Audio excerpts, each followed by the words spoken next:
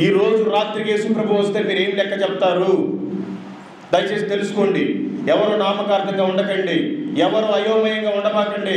వీలైతే బాప్తిసం ఈ రోజే తీసుకోండి. రేపు అనే రోజు ఇది కాదు. ఎప్పుడు వచ్చినా సరే ఆదివారం ఈ రోజే నాది లాస్ట్ ఆదివారం, నేను ఈ రోజే లాస్ట్ పాట పాడతాను, ఈ రోజే నేను ఆరాధన చేస్తాను, ఈ రోజే నేను వాక్యం వింటాను, ఇంకెప్పుడు నేను వినలేను అన్నట్టుగా రావాలి మందిరానికి. ఈరోజు చనిపోతే నీ భార్య నీకు భార్య కాదు, నీ భర్త నీకు భర్త కాడు, నీ పిల్లలు నీకు పిల్లలు కాదు, నీ ఇల్లు నీకు ఇల్లు కాదు.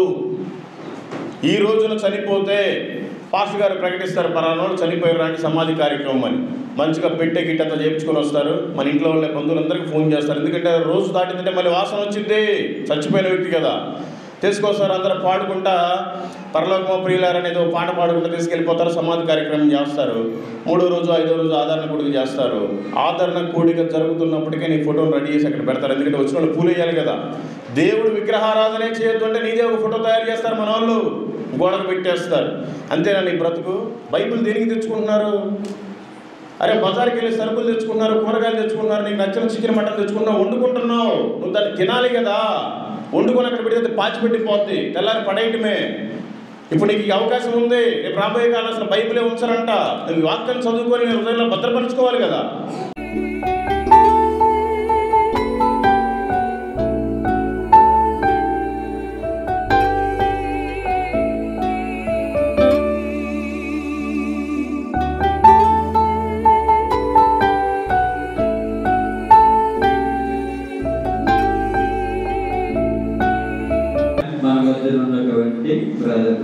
మల్లికార్జునరావుని సంఘమంతా చప్పట్లు కొడుతూ ఆయన ఆహ్వానించాలని.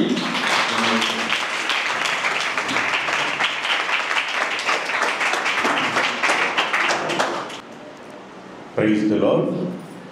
ఎందుకు పనికిరాని వాడని, ఎన్నిక లేని వాడని, అందరూ త్రోసివేసిన వాడని, అయినను దేవాది దేవుడు ప్రేమించి ఇక్కడి వరకు నడిపించిన యేసయ్యకే సమస్త మహిమ ఘనత ప్రభావములు చెల్లునుగాక. నాకు ఈ అవకాశం ఇచ్చినటువంటి అయ్యగారికి ప్రేమపూర్వకమైన వందనాలు. అట్లాగే ఫిలదెల్ఫియా సంఘంలో ఉన్న ప్రతి ఒక్కరికి కూడా నా పేరు పేరున హృదయపూర్వకమైన వందనాలు. యేసు ప్రభువు ఎవరికి దేవుడు? బైబిల్ గ్రంథం చెప్తుంది, అపోస్తలుల కార్యంలో 10వ అధ్యాయం 36వ వచనం. యేసు క్రీస్తు అందరికీ ప్రభువు. ఈ విషయం తెలుసుకండి మీకు. మందంతా ఏ కులమైనా, ఏ మతమైనా, ఏ జాతి అయినా, ఏ ఊరైనా యేసుక్రీస్తు ఒక్కడు మాత్రమే మనందరికీ ప్రభు. ఈ విషయం గుర్తుపెట్టుకోండి, మీకు అందరికీ కూడా తెలుసు. ఆ తర్వాత యేసుక్రీస్తు అందరికీ ప్రభు అని తెలిసి మళ్ళీ విగ్రహారాధన చేస్తున్నారు. నిర్గమకాండము 20వ అధ్యాయము 3వ వచనం నుంచి 6వ వచనం వరకు. నేను తప్ప వేరొక దేవుడు నీకు ఉండకూడదు. పైన ఆకాశం అందే కానీ, క్రింది భూమి అందే కానీ, భూమి కింద నీళ్ళ ఎందే కానీ నువ్వు దేని రూపమునైనను విగ్రహమునైనను నువ్వు చేసుకొనకూడదు. వాటికి సాగిలపడకూడదు, వాటిని పూజింపకూడదు. ఎలయనగా నీ దేవుడునైన యెహోవానకు నేను రోషము గల దేవుడను. నన్ను ద్వేషించు వారి విషయంలో 3-4 తరముల వరకు తండ్రుల దోషమును కుమారుల మీదకి రప్పింతును. నన్ను ప్రేమించి నా ఆజ్ఞలు గైకొను వారికి 1000 తరముల వరకు కరుణించవాడనై ఉన్నాను. చూడండి, పైన ఆకాశం అందే కానీ, కింద భూమి ఎందే కానీ, భూమి కింద నీళ్ళ ఎందే కానీ ఇండు దేని రూపమునైనను విగ్రహమునైనను నువ్వు చేసుకొనకూడదు. వాటికి ఒకవేళ మనం చేసినట్లయితే మనము చేసిన విగ్రహారాధనను బట్టి శాపాన్ని కొని తెచ్చుకొని మన పిల్లలు 3-4 తరాల వరకు కూడా శాపగ్రస్తులో ఉండిపోతారు. మనమంతా ఎందుకు ఇలా శాపంలో, ఇలా తక్కువలో, ఎందుకు ఏమీ లేని స్థితిలో ఉన్నాము అంటే ఇదంతా మన పెద్దోళ్ళు చేసిన పాపం. అయితే ఎప్పుడైతే మనం యేసు ప్రభు ఆయన కిందకు వస్తామో, ఆయన రక్తం కిందకి, అప్పుడు మనం పరిశుద్ధపరచబడ్డాం, మన పాపాలన్నీ కొట్టివేయబడ్డాయి. ఈ రోజున హిందువుల కంటే కూడా ఎక్కువ క్రైస్తవుల విగ్రహారాధన చేస్తున్నారు. రాజమండ్రి దగ్గర గౌరీపట్నం వెళ్తారు, గుండ్లు చేయించుకుంటారు, ప్రసాదాలు తెచ్చుకుంటారు. విజయవాడలో గుణదల భయంకరంగా వెళ్ళిపోయి తిరణాలే చేస్తారు వాళ్ళు. ఇంకా నాగపట్నం దగ్గర వేలంగిని వెళ్ళిపోయి చేస్తారు. ఇందాక పాపం తెలియదు అనుకుంటాను, కొత్తగా వచ్చినట్టున్నాడు పెద్ద ఆయన. మేరీ మాతకి ఆయన పుష్పలంకరణ చేస్తున్నాడు. మేరీ మాత దేవుడు కాదు, ఒక దేవుడు అనేబడే యేసుక్రీస్తుని ఒక కన్న తల్లి. ఆవిడ ఓన్లీ తల్లిగానే గౌరవించాలి కానీ ఆవిడ ఏదో ఒక మాత లేకపోతే ఒక దేవి దేవతలాగా మనం చేయకూడదు. దేవుడు కావాలి అనుకుంటే యేసు ప్రభు వారిని బండలో నుంచి కూడా పుట్టిస్తాడు, ఒక మట్టిలో నుంచి కూడా పుట్టిస్తాడు, ఇంకొక అడుక్కునే ఆమె దగ్గర నుంచి కూడా పుట్టించగలడు ఆయన. ఎందుకంటే అంత సర్వశక్తి గల దేవుడు. ఒక మరియమ్మ ద్వారా పుట్టాలి కాబట్టి పుట్టాడు. ఇప్పుడు మనం ఇక్కడి నుంచి సపోజ్ ఇక్కడి నుంచి నెల్లూరు వెళ్ళాలి, మనకున్న మోటార్ సైకిల్ మీద వెళ్ళొచ్చు, కారులో వెళ్ళొచ్చు, బస్సులో వెళ్ళొచ్చు, ఎట్లయినా వెళ్ళొచ్చు. అక్కడ చేరుకునేది ముఖ్యం.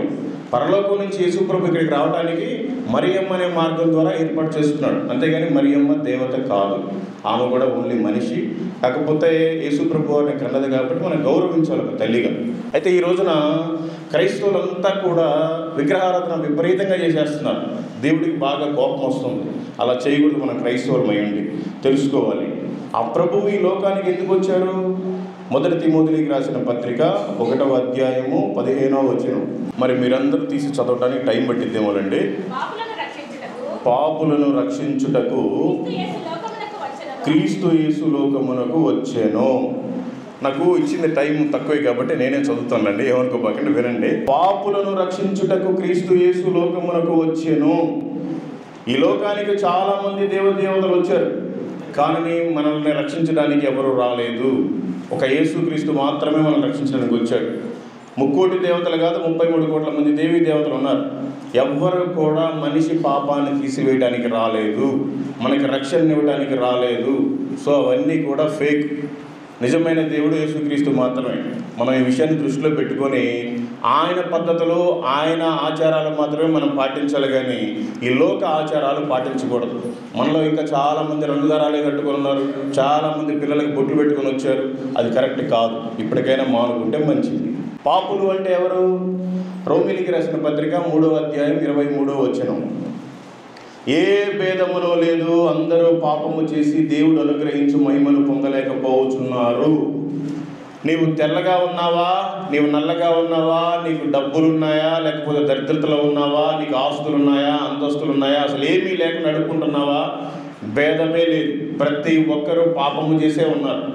ఏ భేదమునో లేదు. నీది ఏ కులమైనా, ఏ మతమైనా, నువ్వు మనిషిగా ఈ భూమి మీద పుట్టావు అంటే నువ్వు పాపివే. అందుకని ఆయన పాపాల నిమిత్తం, మన పాపాల నిమిత్తం ఆయన ఈ భూమి మీదకి వచ్చాడు. ఆ విషయాన్ని తెలుసుకోండి. పాపం పోవాలని ఏం చేస్తున్నారు? హెబ్రీయులకు రాసిన పత్రిక 10వ అధ్యాయం 4వ వచనం. ఎలయనగా ఎడ్ల యొక్కయు మేకల యొక్కయు రక్తము పాపమును తీసివేయుట అసాధ్యము. మేము కూడా హిందూగా ఉన్నప్పుడు ఒక చెట్టు దగ్గర తీసుకెళ్ళి పెద్దమ్మ అని పేరు పెట్టి మంచి జాండ పొడుగు కొమ్ములు వచ్చిన పొట్టేలని మేకపోతుని తీసుకెళ్ళిపోయి మేము అక్కడ బలిచ్చి అక్కడే అంతా కూరలు పొంగళ్ళని వండుకొని చుట్టాలందరినీ పిలిపించి వీళ్ళందరికీ తల ఒక క్వార్టర్, తల ఒక బీరు కొనిచ్చి ఆ చెట్టుకు కూడా తల్లికి ఒక క్వార్టర్ లేకపోతే కళ్ళు పోసి అవన్నీ కోసుకొని అక్కడే వండుకొని తీరా తినే టయానికి వీళ్ళందరూ కలిసి కొట్టుకుంటూ ఉంటారు. ఎవరో తినేదే లేదు సరిగ్గా. సరే, ఈ పరిస్థితుల్లో తెలియనప్పుడు అలా చేసాం. వాటి వల్ల మనకి మన పాపాలు తీర్చబడవు, మన పాపాలు కడగబడవు. అదంతా టైం వేస్ట్. తెలియక ఈ ఆచారాల్లో మా కుల దేవుడు ఆయన, మా ఇంటి దేవత ఏమే అని చెప్పుకుని ఆ భ్రమలో బ్రతికిపోతూ ఉన్నారు అందరూ కూడా. ఈరోజు సమాజం అంతా కూడా మనమంతా తెలుసుకోవాలి. వాటి వల్ల ఏమీ ఉపయోగం లేదు. నువ్వు అంత కొమ్ములు వచ్చిన దానికి కోసినా ఏం లేదు, జానబడి కొమ్ములు వచ్చిన దానికి కోసినా ఏం ఉపయోగం లేదు. అది దేవుడి పేరు చెప్పుకొని మనం తినేయటమే. పాపం పోవాలని మనం ఏం చేయాలి? మొదటి యోహాను రాసిన పత్రిక 1వ అధ్యాయము 7వ వచనం. యేసు రక్తము ప్రతి పాపము నుండి మనలను పవిత్రులుగా చేయును. ఏ జంతువుల రక్తములో, ఏ మనిషి రక్తములో, ఏ పూజలు చేసినా, పుష్కరాలకు వెళ్ళినా, కుంభమేళాకి వెళ్ళినా మన పాపాలు పోవు. యేసుక్రీస్తు రక్తంలో కడగబడితే మాత్రమే పాపాలు పోతుంది. త్రివేణి సంఘానికి వెళ్ళి 3 నదులు కలుసున్నాయని అక్కడే పాస్ పోసి, అక్కడే బాత్రూమ్కి వెళ్ళి, అక్కడే స్నానాలు చేసి, అక్కడే గుట్కాలు వేసి చేస్తే ఆ పాపాల్లో, ఆ నీళ్ళలో ఏం పాపం పోదు. యేసుక్రీస్తు రక్తం ద్వారా కడగబడితే మాత్రమే మనకి పాపం పోతుంది. ఈ రోజున పని కట్టుకొని కోట్ల మంది వెళ్తున్నారు కుంభమేళాకి. ఏమీ ఉపయోగం లేదు. తెలీదు, అదొక ఆచారం తీసుకొచ్చేసారు. ఎందుకంటే సాతాను రాజ్యం భూమి మీద దేవుడి కంటే బహుబలంగా వాడబడుతుంది. ఎందుకంటే వాడి సమయం చాలా కొద్దిగా ఉంది. అందుకని విచ్చలవిడిగా చేసేస్తారు. రాబోయే కాలంలో మన చర్చిలో కూడా మనం ఆరాధన చేసుకోవడానికి కుదరదు. మన బయట చర్చి బయట బోర్డులు కూడా పెట్టుకోవడానికి కుదరదు. చర్చి పైన సిలువలు కూడా పెట్టుకోవడానికి కుదరదు. ఎక్కడ సువార్తలు ప్రకటించడానికి కుదరదు. ఎక్కడ బహిరంగ సభలు పెట్టుకోవడానికి కుదరదు. ఈవెన్ మన బైబిల్ కూడా ప్రింట్ చేసి ఆపేస్తారు. ఈ విషయాన్ని మనం అంతా తెలుసుకోవాలి. ఆయన రాకటికై నిరీక్షణలో ఉండాలి. పాపంలోనే బ్రతికితే ఏమవుతుంది మన జీవితం? రోమీలికి రాసిన పత్రిక 6వ అధ్యాయం 23వ వచనం. ఏలయనగా పాపము వలన వచ్చు జీతము మరణము. చూడండి, మనం కనుక యేసు ప్రభు రక్తంలో కడగబడకపోతే పాపము వలన వచ్చు జీతము మరణమేనంట. బాగా ఒక వ్యక్తి నమ్మకంగా ఒక కంపెనీలో పనిచేస్తున్నాడు, లేదంటే గవర్నమెంట్ జాబే కావచ్చు, పోయి ఆఫీసులో పనిచేస్తున్నారు. నెల వచ్చేసరికి జీతం రావాలి, శాలరీ రావాలి. మరి నీకు జీతమే రాకుండా మళ్ళీ నీ మీద అక్రమంగా ఒక కేసు బనాయిస్తే ఎంత బాధగా ఉంటుంది. సేమ్ ఈ మనిషి జీవితం కూడా అదే. మనిషికి మంచి స్వేచ్ఛనిచ్చాడు దేవుడు. ఆయన మాటల్ని, ఆయన ఆజ్ఞలను అనుసరించకుండా మనకి ఇష్టం వచ్చిన పనులు చేసుకొని, మనకి ఇష్టం వచ్చిన వ్యాపారాలు చేసుకొని ఆ పాపంలోనే బ్రతుకుతున్నారు చాలామంది. దీనికి శిక్ష భయంకరంగా ఉంటుంది. ఆయన జీతం ఆయన దగ్గర ఉంది. మనం చేసే క్రియలను బట్టి ఆయన జీతం ఇస్తాడు, తెలుసుకోవాలి. ఆ మరణం నుండి మనల్ని తప్పించడానికి ఆయన చనిపోయాడు. రోమీయులకు రాసిన పత్రిక 5వ అధ్యాయము 8వ వచనం. అయితే దేవుడు మన ఎడల తన ప్రేమను వెల్లడిపరుచుచున్నాడు. ఎట్లనగా మనం ఇంకనూ పాపులమై ఉండగానే క్రీస్తు మన కొరకు చనిపోయెను. మనం ఇంకా పాపంలో ఉండగానే క్రీస్తు మన కోసం చనిపోయాడంట. ఈ రోజున ఎవడన్నా ఒకడు పనిలో పెట్టుకోవాలి అంటే, వీడు మందు తాగుతున్నాడా లేకపోతే ఇంకేమైనా చేస్తున్నాడా, వాడు ఆ మందు అంతా మానేసిన తర్వాతే మనం పనిలో పెట్టుకోవాలి. వాడు దొంగతనం చేస్తున్నాడా, వాడు దొంగతనం మానేసిన తర్వాతే మనం పనిలో పెట్టుకోవాలి అని ఆలోచిస్తాం మనం అయితే. కానీ ప్రభు అలా కాదు. పాపం మనల్ని నమ్మాడు. మనం పాపులమై ఉండగానే ఆయన మన కోసం చనిపోయాడంట. మరి ఈ రోజున మన కోసం చనిపోయాడే, ప్రభు కోసం మనం ఏం చేయాలని ఎవరికైనా బాధ్యత ఉందా? ఎవరికి లేదు. ఏదో నామకార్థంగా వస్తున్నారు, మనిషి గురించి పాటలు పాడుతున్నారు, ఉపయోగం ఏమీ లేదు. మన హృదయంలో మార్పు రావాలి. పేరుకు ముసుగేసుకుని బైబిల్ తెచ్చుకుంటే ఉపయోగం ఏమీ లేదు. క్రీస్తు మన కోసం చనిపోయాడు. పాట పాడుతుంటే, ఆరాధన చేస్తుంటే దేవుని సన్నిధి దిగి రావాలి ఇక్కడికి. ఓన్లీ మన ఊరికి వినపడటం కాదు. ఎందుకు మనం రక్షించబడాలి? మార్కు సువార్త 1వ అధ్యాయము 15వ వచనం. కాలము సంపూర్ణమై ఉన్నది, దేవుని రాజ్యము సమీపించి ఉన్నది. ఈ రోజులు బాగోలేవు. చిన్న పెద్ద తేడా లేదు, వావి వరసలు లేవు. ఎవడికి ఇష్టం వచ్చినట్టు వాడు చేస్తాడు. మేము చిన్నప్పుడు ఎవడైనా ఒకటి సిగరెట్ తాగాలి అంటే, వాడు తాగుతున్నా కూడా ఎవడన్నా వాళ్ళ బాబాయో వాళ్ళ తాతయ్యో ఎవడన్నా కనపడితే చేతులను నలిపేసేవాడు, చేయి కాలిపోయినా సరే. ఎందుకంటే గౌరవం పెద్దోడని. ఈ రోజు నా ఇంట్లోకి తెచ్చుకుంటున్నాడు. తల్లిదండ్రుల ముందే మందు తాగుతున్నారు, కొట్టుకుంటున్నారు. వావి వరసలు లేవు. అక్రమ సంబంధాలు పెట్టుకుని వ్యభిచారం చేస్తున్నారు. భయంకరమైన పాపంలో ఎక్కువ క్రైస్తవులే ఉన్నారు. పేరుకే బండి మీద మంచి మంచి వాక్యాలు రాసుకుంటారు, సిలువలు రాసుకుంటారు. సిగ్గు లేకుండా వెళ్ళి సిగరెట్లు తాగుతూ ఉంటారు క్రైస్తవులు. మిమ్మల్ని కాదు వెళ్ళి చెప్తున్న బయట వాళ్ళ సంగతి. ఆదివారం వచ్చిందంటే చర్చిలో కనపడరు. వీళ్ళంతా వైన్ షాప్ దగ్గర తాగి తన్నుకుంటా ఉంటారు. క్రైస్తవులే. మళ్ళీ పేరు బైబిల్లో పెద్ద పెద్ద భక్తుల పేర్లు, యాకోబు, ఇజ్రాయేలు, ఇంకా యెహోవాను అన్ని పేర్లు పెట్టుకుంటారు. కానీ బ్రతుకులో మాత్రం ఆ పేరుకి దగ్గర వాల్యూ కూడా ఉండదు. తెలుసుకోవాలి. ఇప్పుడు మనం ఏం చేయాలి? రోజులు బాగోలేవు. ఒక యేసు ప్రభు వచ్చాడు, ఓకే మనం పాపాలు చేసాం, ఇంకా ఏ పూజలు అవన్నీ చేస్తే ఏం అవ్వదు. ఇప్పుడు మనం ఏం చేయాలి? అసలు నిజంగా మనం రక్షణలో ఉన్నామా లేదా తెలుసుకోవాలి. యెషయా గ్రంథము 45వ అధ్యాయము 22వ వచనం. భూదిగంధముల నివాసులారా, నా వైపు చూచి రక్షణ పొందుడి. దేవుడను నేనే, మరి ఏ దేవుడునూ లేడు. ఆయన అంటున్నాడు, భూదిగంధముల నివాసులారా, నా వైపు చూచి రక్షణ పొందండి అంటే, కొంతమంది పొద్దున్నే 6 గంటలకు లేచి 5 గంటలకే లేచి స్నానం చేసి సూర్యుడికి నమస్కారం చేస్తారు తూర్పు తిరిగి. కొంతమంది పడమరగా తిరిగి చంద్రుడికి నమస్కారం చేస్తారు. అది కాదు. ఆయన నా వైపు చూసి రక్షణ పొందమంటున్నాడు. కొంతమంది చెప్పులు లేకుండా తిరుపతి వెళ్ళిపోయి గుండె చెప్పుకొని వస్తారు, రక్షణ ఏమి రాదు. కొంతమంది కాశీ నుంచి కన్యాకుమారి దాకా చెప్పులు లేకుండా తిరుగుతూనే ఉంటారు, వాటి వల్ల రక్షణ ఏమి రాదు. ఆయన వైపు చూస్తేనే మనకి రక్షణ. అందుకే ఆయన వాక్యం సెలవిస్తుంది, భూదిగంధముల నివాసులారా, నా వైపు చూసి రక్షణ పొందుడి. దేవుడును నేనే, మరి ఏ దేవుడును లేడు. కాబట్టి మనం ఆయన వైపు చూసి రక్షణ పొందాలి. మనం పొందాంలే, మరి మన ఇంట్లో వాళ్ళంతా పొందారా?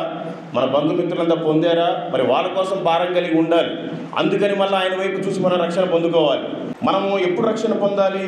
2వ కొరింథీయులకు రాసిన పత్రిక 6వ అధ్యాయము 3వ వచనం. ఇదిగో ఇప్పుడే మిక్కిలి అనుకూలమైన సమయము, ఇదిగో ఇదే రక్షణ దినము.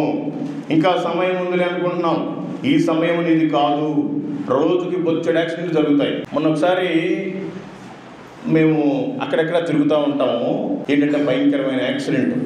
అతనే బరిని గుద్దాడు, చీకట్లో కనిపించగా ఫుల్ మందు వేస్తున్నాడు. అసలు తలకాయ ఇంతవరకు ఏమీ లేదు. మరి ఎవరు పోయేటప్పుడు ఇంట్లో వాళ్ళంతా బాగానే ఉంటారు, వచ్చేటప్పుడు మనిషి లేడు, డెడ్ బాడీని తీసుకురావాలి. అయినా అప్పుడే ఇస్తారా? గవర్నమెంట్ హాస్పిటల్లో అదంతా పోస్ట్ మార్టం చేసి ఇస్తారు. సరే పోతే పోనీ, చనిపోతే చనిపోయాడు, కనీసం రక్షణ అన్నా ఉందా? ఒక హిందూ అయినా. అందుకని రక్షణ ఏ రోజు ఏం జరుగుతుందో తెలియదు. రక్షణ నిర్లక్ష్యం చేయకూడదు. ఈ రోజే మన చివరి రోజేమో. ఇప్పుడు కూడా మెట్లు దిగిపోతే అప్పుడు గ్యారెంటీ లేదు. ఒకవేళ పడి చనిపోతే చెప్పలేము. ఏ క్షణాల జరిగిందో ఏం జరిగిందో తెలియదు. అందుకని రక్షణ నిర్లక్ష్యం చేయకూడదు. ఈ రోజే మన చివరి రోజు అన్నట్టుగా బ్రతకాలి. రక్షణ అయితే చాలామంది నిర్లక్ష్యం చేస్తూ ఉంటారు, కానీ వీళ్ళు చేసే ఉద్యోగాల్లో నిర్లక్ష్యం చేయరు, వీళ్ళు చేసే వ్యాపారాల్లో నిర్లక్ష్యం చేయరు, పర్ఫెక్ట్గా చేస్తారు. ఎందుకంటే వాడు తీసిపడేస్తారు నిర్లక్ష్యం చేస్తే. వ్యాపారంలో నిర్లక్ష్యం చేసి ఇంకెవడు రాడు కొనడానికి. కానీ దేవుని రక్షణలో మరి అంత బాధపడి, అంత భయపడి వేరే వాడి దగ్గర పనిచేయడానికో లేదా వ్యాపారంలోనో అంత శ్రద్ధగా చేస్తున్నావు, కానీ మరి రక్షణ ఎందుకు నిర్లక్ష్యం చేస్తున్నారు? రక్షణ పట్ల అది ఉండాలిగా. అమ్మో ఈరోజు నేను చర్చికి వెళ్ళకపోతే రేపు అసలు ఉంటానో ఉండనో, వచ్చే వారం వెళ్తానో వెళ్ళనో, నాది ఈ రోజు చివరి దినం, నేను వెళ్ళిపోవాలని రావాలిగా. వచ్చేవాళ్ళు ఎవరు లేరు. తెలుసుకోవాలి. నీవు రక్షింపబడ్డావా? ఓకే, లేదంటే నీకు శిక్ష తప్పదు. మార్కు సువార్త 16వ అధ్యాయము 16వ వచనం. నమ్మి బాప్తిసం పొందినవాడు రక్షింపబడును, నమ్మని వానికి శిక్ష విధింపబడును. క్లియర్గా చెప్తుంది ఈ వాక్యం. మీరంతా చాలాసార్లు వినుంటారు. నమ్మి బాప్తిసం పొందినవాడు రక్షింపబడును, నమ్మని వానికి శిక్ష విధింపబడును. నేను బాప్తిసం పొందాను అన్న వాళ్ళు ఒకసారి చేతులు ఎత్తండి, ఏమనుకోకుండా. సగం మంది కంటే తక్కువే ఉన్నారు. మరి మిగతా వాళ్ళ కోసం ఒక వాక్యం కూడా రాశారు. మార్కు సువార్త 9వ అధ్యాయము 48వ వచనం చూడండి. పై వచనంలో నమ్మి బాప్తిసం పొందినవాడు రక్షింపబడును, నమ్మని వానికి శిక్ష విధింపబడును. శిక్ష అంటే ఏదో ఆశామాష తమాషా కాదు, చాలా భయంకరమైన పరిస్థితి ఉంటుంది. చదవండి. మార్కు సువార్త 9వ అధ్యాయం 48వ వచనం. నరకమున వారి పురుగు చావదు, అగ్ని ఆరదు. నరకమున వారి పురుగు చావదు అంటే ప్రాణం పోదు, ఆ అగ్ని ఆరిపోయేది కాదు. ఇంట్లో చాలాసార్లు మనం పాలు కాగబెడతాం, ఇంకే కాగబెడతాం. జస్ట్ కొద్దిగా పొంగి చేతి మీద పడితేనే బొబ్బలను వచ్చేస్తాయి. ఏదైనా చేసేటప్పుడు గారెలో పూరీలు చేసేటప్పుడు ఆ నూనె కనుక పైన పడితే ఏదో ట్యూబ్ పోస్తాం, ఆ మంటకి పేస్ట్ పోస్తాం, మందు పోస్తాం, కానీ అది తగ్గదు. సరే ఇదంటే తాత్కాలికం. అక్కడ అగ్ని ఆరదు, పురుగు చావు. అలాంటి భయంకరమైన పరిస్థితి. మీరంతా బైబిల్ని బాగా చదివి ఉంటారు. బైబిల్లో 2 వ్యక్తులు ఉన్నారు, దరిద్రుడు, ధనవంతుడు. ధనవంతుడు మంచి సౌండ్ పార్టీ, చాలా ఉన్నతమైన వ్యక్తి, చాలా దేవుడి చేత ఆశీర్వదించబడిన వ్యక్తే. కానీ అతను మిగిలిస్తే ఆ రొట్టె ముక్కలని పడేస్తే కింద ఏరుకొని తినేవాడు ఒక దరిద్రుడు, లాజరు. ఒంటి నిండా పుండ్లు, పాపం కుక్కలు నాకే, అయినా కూడా తినడానికి గతి లేదు, అంత దరిద్రతలో ఉన్నాడు. ఒకరోజు ఇద్దరు చనిపోయి అబ్రహాం రొమ్మునేమో లాజరు దరిద్రుడు ఉన్నాడు, పాతాళంలో ధనవంతుడు ఉన్నాడు. ఏం చేస్తున్నాడు ధనవంతుడు? అయ్యా ఒక్కసారి ఆ దరిద్రుడిని పంపించయ్యా, ఆ చిటికిన వేలు ఒక్కసారి ముంచిన నాలుగు మీద వేస్తే నేను బ్రతుకుతానయ్యా అంటే అబ్రహాం అక్కడి నుంచి చెప్తున్నారు, నీవు బ్రతికినప్పుడు తిన్నావు, సుఖించావు, ఎంజాయ్, నీ ఇష్టం వచ్చినట్టు చేసావు, నీకు రక్షణ లేదు, బాప్తిసం లేదు, అందుకే నీది అక్కడే కరెక్ట్ అంటున్నాడు. అయ్యా నేను ఈ మంటల్లో యాతన పడలేకపోతున్నాను ప్రభా, నా జీవితం అంటే ఎలాగో అయిపోయింది, నాకు 5 సహోదరులు ఉన్నారు, కనీసం ఆ దరిద్రులను ఒకసారి భూమి మీద కన్నా పంపించాయా, వాళ్ళకన్నా సువార్త చెప్తే వాళ్ళన్నా దేవుడు తెలుసుకుంటారు. లేదు అవకాశం, నీకు చాలా భూమి మీద అవకాశం ఇచ్చాడు, నీ పరిస్థితి అక్కడే కాలిపోవాలని చెప్తున్నాడు. మరి ఈ రోజున మీ వాళ్ళంతా ఏ పరిస్థితిలో ఉన్నారు? మీరు మాత్రం నమ్ముకున్న రక్షణలోకి వచ్చారు. వచ్చిన వాళ్ళు కూడా చాలామంది బాప్తిసం తీసుకోలేదు. బాప్తిసం తీసుకోలేదంటే అర్థం ఏంటంటే నువ్వు ఇంకా స్టిల్ పాపంలోనే ఉన్నావు. నువ్వు రక్షణలోకి వస్తే ఇమీడియట్గా నువ్వు బాప్తిసం తీసుకోవాలి. బాప్తిసం అంటే ఏమీ లేదు, జస్ట్ ఒక నీళ్ళల్లో నీ హృదయంలో విశ్వసించాలి, నోటితో పాపాలు ఒప్పుకోవాలి. నీళ్ళల్లో జస్ట్ ముంచుతారు, పైకి లేపుతారు. పాత జీవితం చచ్చిపోతుంది, కొత్త జీవితం క్రీస్తు కోసం బ్రతుకుతాం. దాన్ని గుర్తుపెట్టుకోకుండా దాన్ని నిర్లక్ష్యం చేస్తున్నారు చాలామంది. బాప్తిసం అంటే ఏదో అబ్బా నేను బాప్తిసం తీసుకున్న తర్వాత సిగరెట్లు తాగకూడదేమో, అబద్ధాలు చెప్పకూడదేమో, మందు తాగకూడదేమో, నువ్వు ఇప్పుడు కూడా చెప్పకూడదు. దేవుడు పుట్టిస్తానే మన హృదయం ఆయన గుడిగా తయారు చేసుకున్నాడు. ఈ రోజున క్రైస్తవులే అబద్ధాలు ఆడుతున్నారు, ఆయన గుడిని పాడు చేస్తున్నారు. మందు తాగుతున్నారు, ఆయన గుడిని పాడు చేస్తున్నారు. సిగరెట్లు తాగుతున్నారు, ఆయన గుడిని పాడు చేస్తున్నారు. అనేక రకమైన అసభ్య కార్యాలు చేస్తున్నారు, ఆయన హృదయాన్ని పాడు చేస్తున్నారు. పేరుకు మాత్రం అమ్మో నేను బాప్తిసం తీసుకుంటే ఇంకా పరిశుద్ధంగా ఉండాలి, అందుకని ఇంకా తరాలు తీసుకుందాం అనుకుంటున్నాడు. అది తప్పు. నేడే రక్షణ దినము, దాన్ని నిర్లక్ష్యం చేయకూడదు. రక్షణ పొంది నరకం నుండి తప్పించుకొని నీవు ఎలా ఉండాలి? 34వ కీర్తన 9వ వచనం. యెహోవా భక్తులారా ఆయన యందు భయభక్తులు ఉంచుడి. నీవు భక్తిగా ఉంటే సరిపోద్దా? 2వ తిమోతికి రాసిన పత్రిక 3వ అధ్యాయము 5వ వచనం. పైకి భక్తి గల వారి వలె ఉండి దాని శక్తిని ఆశ్రయించవారునై ఉందురు. మీరు వేసుకునే ఈ ముసుగు, మీరు వేసుకునే చొక్కాలు ఒకసారి తీస్తే మన బ్రతుకులేంటో తెలుస్తాయి. ఏదో ఊరిక నామకార్థంగా వచ్చి పైన ముసుగేసుకోవడం కాదు. ఆ భక్తిలో ఉండే శక్తిని ఆశ్రయించాలి, తను అనుభవించాలి, తన క్రియల రూపంలో చూపించాలి. మరి మీరంతా చూపిస్తున్నారా?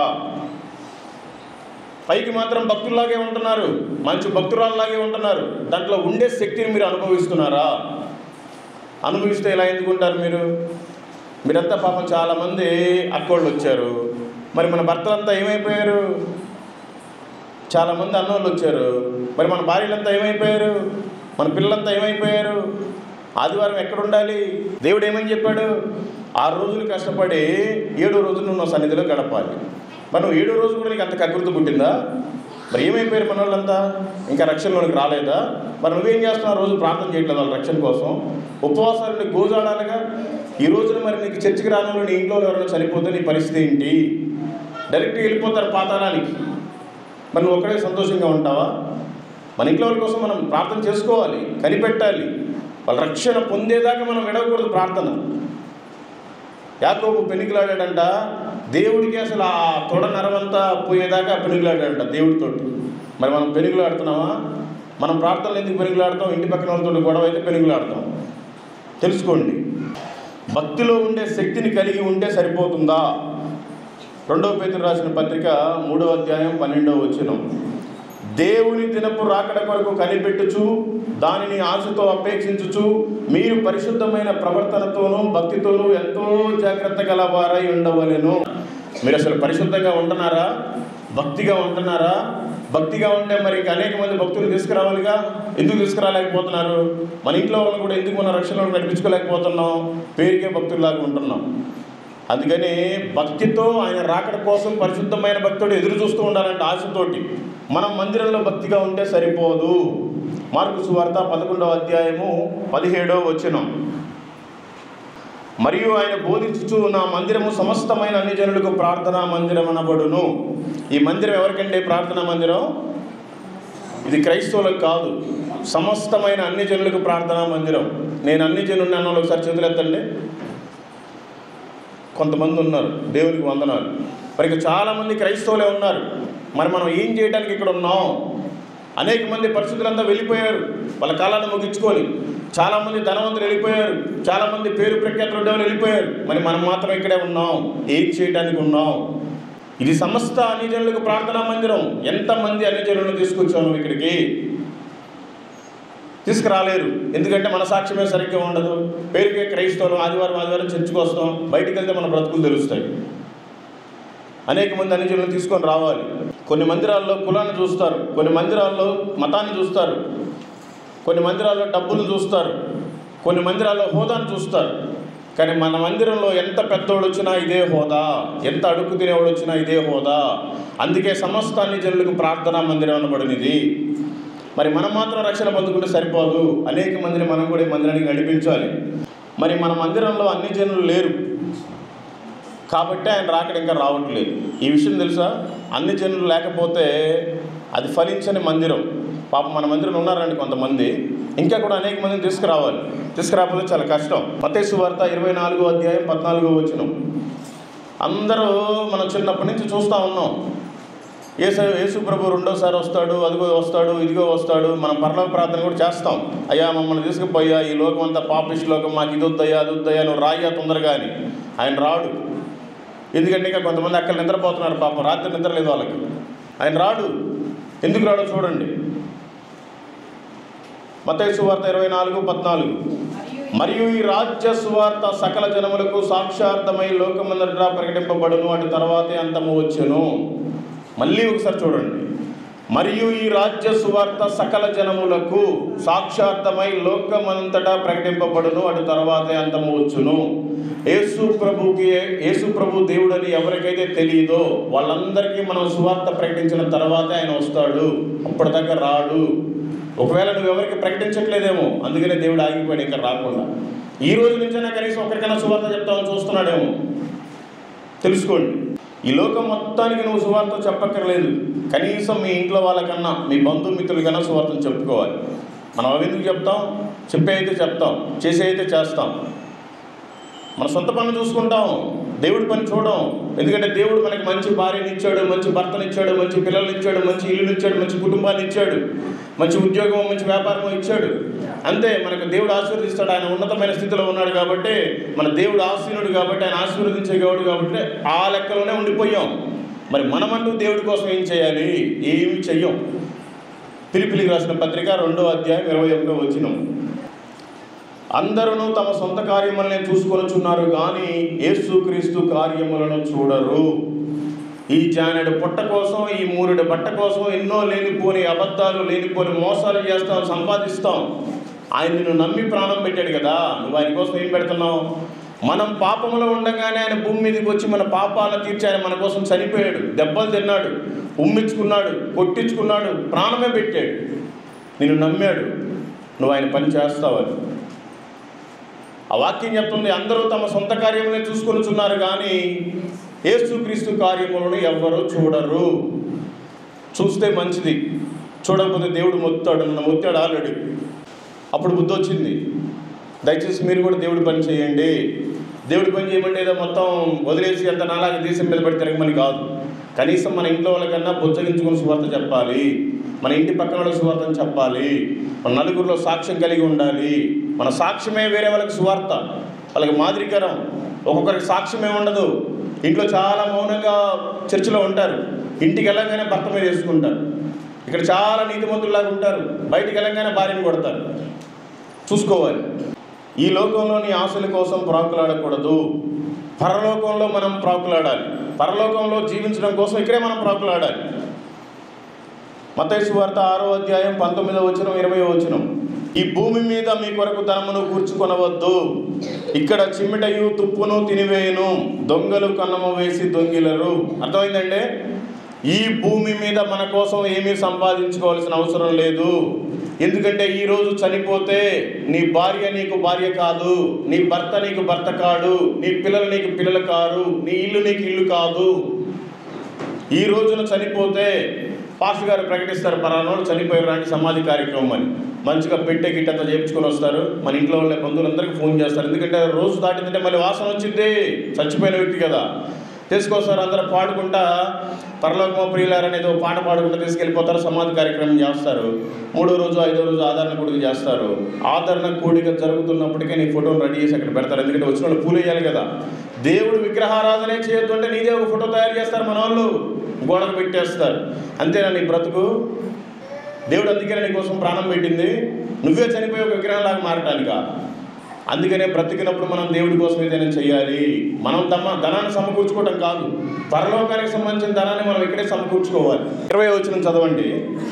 పరలోకమందు మీ కొరకు ధనమును కూర్చుకొనుడి, అచ్చట చిమ్మిట అయినను తుప్పైనను దాన్ని తినివేయదు, దొంగలు కన్నము వేసి దొంగిలరు. అక్కడ నీకు ధనం కావాలంటే ఇక నువ్వేం పని చేయాలి? ఏంటంటే మీ వ్యాపారాలు మీరు చేసుకుంటే అక్కడ ధనం వస్తుందా? మీ ఉద్యోగాలు మీరు చేసుకుంటే మీకు అక్కడ ధనం వస్తుందా? మరి ఏం చేస్తే మీకు అక్కడ వస్తుంది? మత్తయి సువార్త 9వ అధ్యాయము 37వ వచనం. కోత విస్తారమే కానీ పనివారు కొద్దిగా ఉన్నారు. మన ప్రపంచంలో 800 కోట్ల మంది జనాభా ఉన్నారు. చాలా పంట, అసలు కోతకారులే లేరు, పనివారే లేరు. మనమే ఒక పనివాడిగా మారాలి.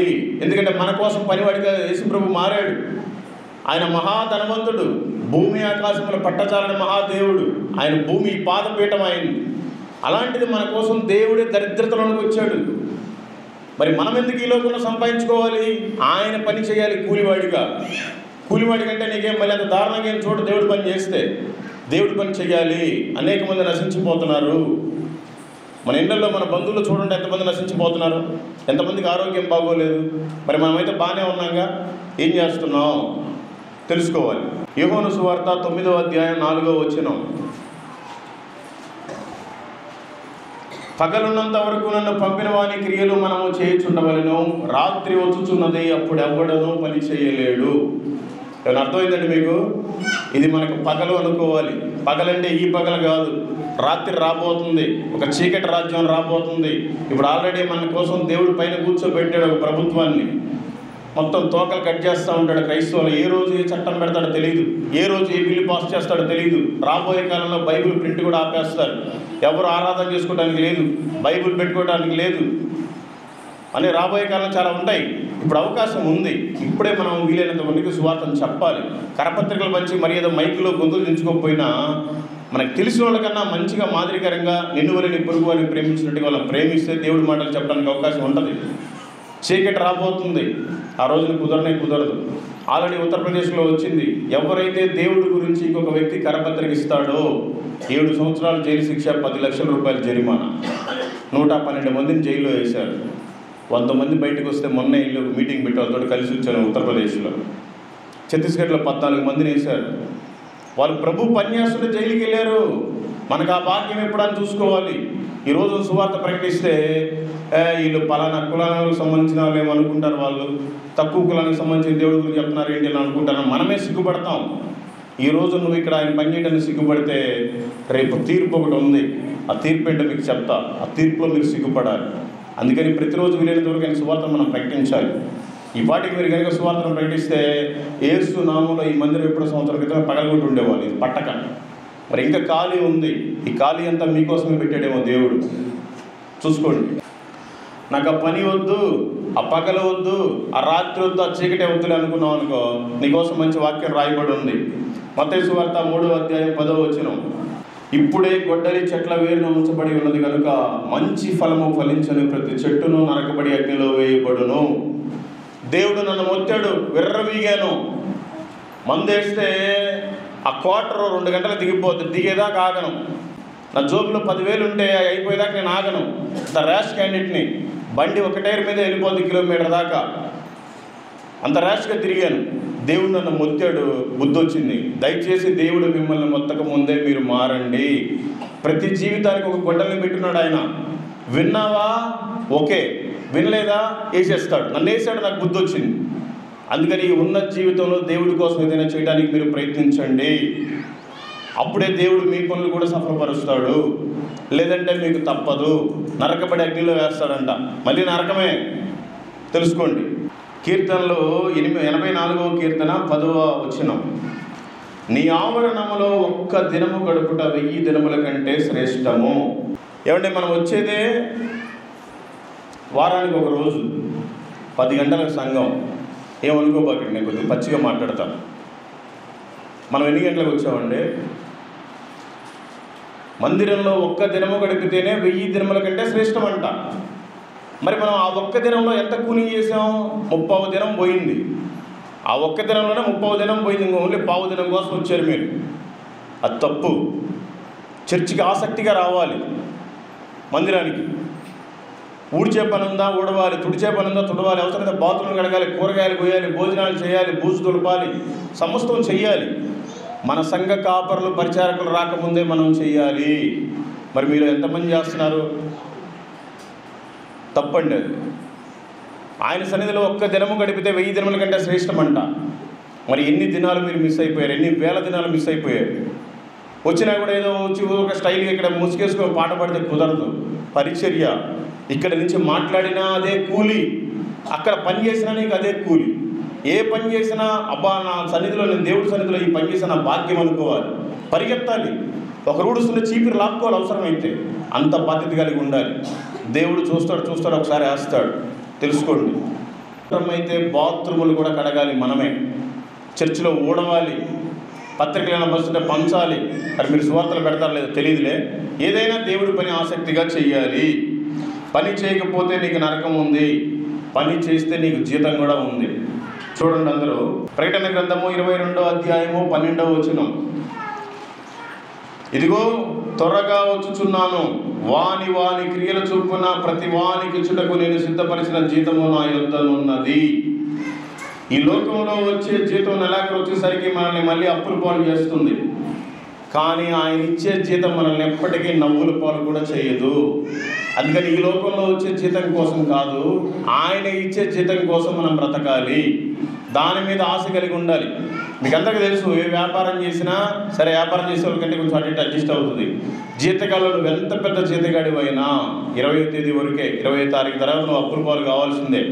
ఆ తర్వాత మళ్ళీ 1వ తారీఖు ఇస్తాను అని చేబోతులు తీసుకుంటారు. ఆయన ఇచ్చే జీతం ఎప్పటికీ నేను అప్పుల పాలు చేయదు, నేను నవ్వుల పాలు కూడా చేయదు. అందుకని ఆయన ఇచ్చే జీతం కోసం మనం ఇక్కడ పనిచేయాలని ఒక బాధ్యతగా ఉండాలి. ఏదో వస్తున్నాము, ఏదో పోతున్నాము, చప్పట్లు కొట్టాము, చిల్లర మార్చాము, కానుక వేసుకున్నాము, వెళ్ళిపోతున్నాం అంటే కాదు. నువ్వు వచ్చిన దానికి ఒక పర్పస్ ఉంది. ఈ రోజున అసలు మందిరానికి రాలేని వాళ్ళు కొన్ని వేల మంది, కొన్ని లక్షల మంది, నిమిషానికి చచ్చిపోతున్నారు 100 మంది. మరి వాళ్ళందరికీ సువార్తను ఎవరు చెప్పాలి? ఆయన పనిచేస్తే నీకు జీతం ఇస్తాడంట. నువ్వేమో నీ ఆఫీసర్ దగ్గర లోబడి, నువ్వు పనిచేసే దగ్గర భయపడి పని చేస్తున్నావు. అబ్బా షాపు తీగిపోతే బాధపడతారు, వేరే వాళ్ళ కస్టమర్స్ వెనక్కి వెళ్ళిపోతారని నీకు రంది తోటి నువ్వు ఓపెన్ చేస్తున్నావు నువ్వు బిజినెస్ని. మరి దేవుడి కోసం ఈరోజు నేను ఏం చేస్తాను అనేది నీకు లెక్క ఉండాలి. ఎందరికో లేదు, తినడానికి లేక రోడ్ల మీద అడక్క తింటున్నాడు, రోజుకు 3 పూట్ల భోజనం పెడుతున్నాడు మనకి. మనం దేవుడి కోసం ఎంతమందికి సువార్తం చేస్తున్నాం? ఎప్పుడు చేస్తావు సువార్త? ఎప్పుడు చేస్తావు? అన్నీ సరిగ్గా ఉన్నప్పుడే చేయాలి కదా. ఎంతోమందికి పక్షవాతం వచ్చి చేతులు పడిపోతున్నాయి. అదే ఈ రాత్రికి నీ చేయి పడిపోతే నువ్వు ఎవరికి సువార్తను ప్రకటిస్తావు? ఈ రోజు రాత్రికి నీ నోరు పడిపోతే నువ్వు ఎవరికి దేవుడి మాటలు చెప్తావు? ఈ రోజు రాత్రికి నీ కాళ్ళు 2 చచ్చిపడితే నువ్వు సువార్త నిమిత్తం ఎట్లా పరిగెత్తావు? తెలుసుకోవాలి. అన్నీ సరిగ్గా ఉన్నప్పుడే చేయాలి. చేతులే లేవు, అడుక్కుంటూ రోడ్ల మీద పత్రికలు పంచుతున్నారు. కాళ్ళే లేవు, ముట్టి మీద దేక్కుంటూ పత్రికలు పంచుతున్నారు. నోరే లేదు, సైకిల్ చేస్తా సువార్త పత్రికలు పంచుతున్నారు. మరి మీరేం చేస్తున్నారు దేవుడి కోసం? మీరు ఎందుకు చేస్తారు? చేయరు. మీకు అన్నీ సరిగ్గా ఇచ్చాడు కదా దేవుడు. మంచి కాళ్ళు ఇచ్చాడు, మంచి కళ్ళు ఇచ్చాడు, మంచి చేతులు ఇచ్చాడు, మంచి నోరు ఇచ్చాడు, మంచి భార్యను ఇచ్చాడు, మంచి భర్తను ఇచ్చాడు, మంచి పిల్లల్ని ఇచ్చాడు, మంచి ఊరు ఇచ్చాడు, మంచి ఇల్లు ఇచ్చాడు. అవన్నీ తీసేసే రోజు మీకు తెలుస్తుంది. దయచేసి మీకు కూడా తీసేయక ముందే మీరు తెలుసుకోండి. జీతం అంటే డబ్బే కాదు. ఈ భూమి మీద ఆ డబ్బుతో మనం స్థలాలు పొలాలు కొనుక్కుంటున్నాం. కానీ పరలోకంలో కూడా స్థలం ఉండాలి మనకి. ఇక్కడ మనం నివసించే ఈ గ్రామంలో ఉందా లేదా, లేదంటే మన జిల్లాలో ఉందా లేదా మనకి స్థలం, మన ఆస్తులు పొలాలు కాదు. మనకి పరలోకంలో స్థలం ఉందా లేదనేది కావాలి. పరలోకంలో మనందరికీ స్థలాలు ఉన్నాయి. మీకు ఎవరికైనా తెలుసా? స్థలం నాకు ఉంది అన్నోళ్ళు ఒకసారి చేతులు ఎత్తండి. నాకు ఉంది. ఒక్కరికి తెలియట్లా. ఏమనుకోకుండా నేను బైబిల్ తెచ్చుకున్నాను ఒకసారి చేతులు ఎత్తండి. చాలామంది ఎత్తారు. దేవునికి స్తోత్రం. ఈ బైబిల్ నేను ఇప్పటివరకు పూర్తిగా చదివాను అన్న ఒకసారి చేతులు ఎత్తండి. ఈ బైబిల్ని ఇప్పటివరకు పూర్తిగా చదివాను, దీంట్లో 66 పుస్తకాలు ఉంటాయి, అన్నీ నేను చదివాను అన్న చేతులు ఎత్తండి. బా, 2 ముసలోళ్ళు ఎత్తారండి. దేవునికి స్తోత్రం. అసలు మరి మిగతా వాళ్ళంతా క్రైస్తవులు అని చెప్పుకోవడానికి సిగ్గుండాలి. నిజమండి ఇది. ఈరోజు నేను ఈ మాట అన్నాను, మీరు బాధపడబాకండి. రేపు ఆయన ముందు బాధపడతారు మీరు. బైబిల్ దేనికి తెచ్చుకుంటున్నారు? అరే బజార్కి వెళ్ళి సరుకులు తెచ్చుకున్నారు, కూరగాయలు తెచ్చుకున్నారు, నీకు నచ్చిన చికెన్ మటన్ తెచ్చుకున్నావు, వండుకుంటున్నావు. నువ్వు దాన్ని తినాలి కదా. వండుకొని అక్కడ పెడితే పాచిపెట్టిపోద్ది, తెల్లారి పడేయటమే. ఇప్పుడు నీకు ఈ అవకాశం ఉంది. రేపు రాబోయే కాలం అసలు బైబిలే ఉంచారంట. నువ్వు వాక్యాన్ని చదువుకొని నేను హృదయంలో భద్రపరచుకోవాలి కదా. ఎందుకు మీరంతా చదవట్లేదు కాబట్టి ఎవరు చేతులు ఎత్తలేదు. పరలోకంలో మనందరి కోసం స్థలాలు ఉన్నాయి. యోహాను సువార్త 14వ అధ్యాయం తీయండి. చూడండి, యేసు ప్రభు వారు ఈ భూమి మీద 33.5 సంవత్సరాలు బ్రతికాడు. ఆయన పరిశుద్ధమైన జీవితం జీవించాడు. మన కోసం దెబ్బలు తిన్నాడు, కొట్టించుకున్నాడు. ఇంకా లాస్ట్కి సిలువ అయిపోతున్నారు, రేపో ఎల్లుండో.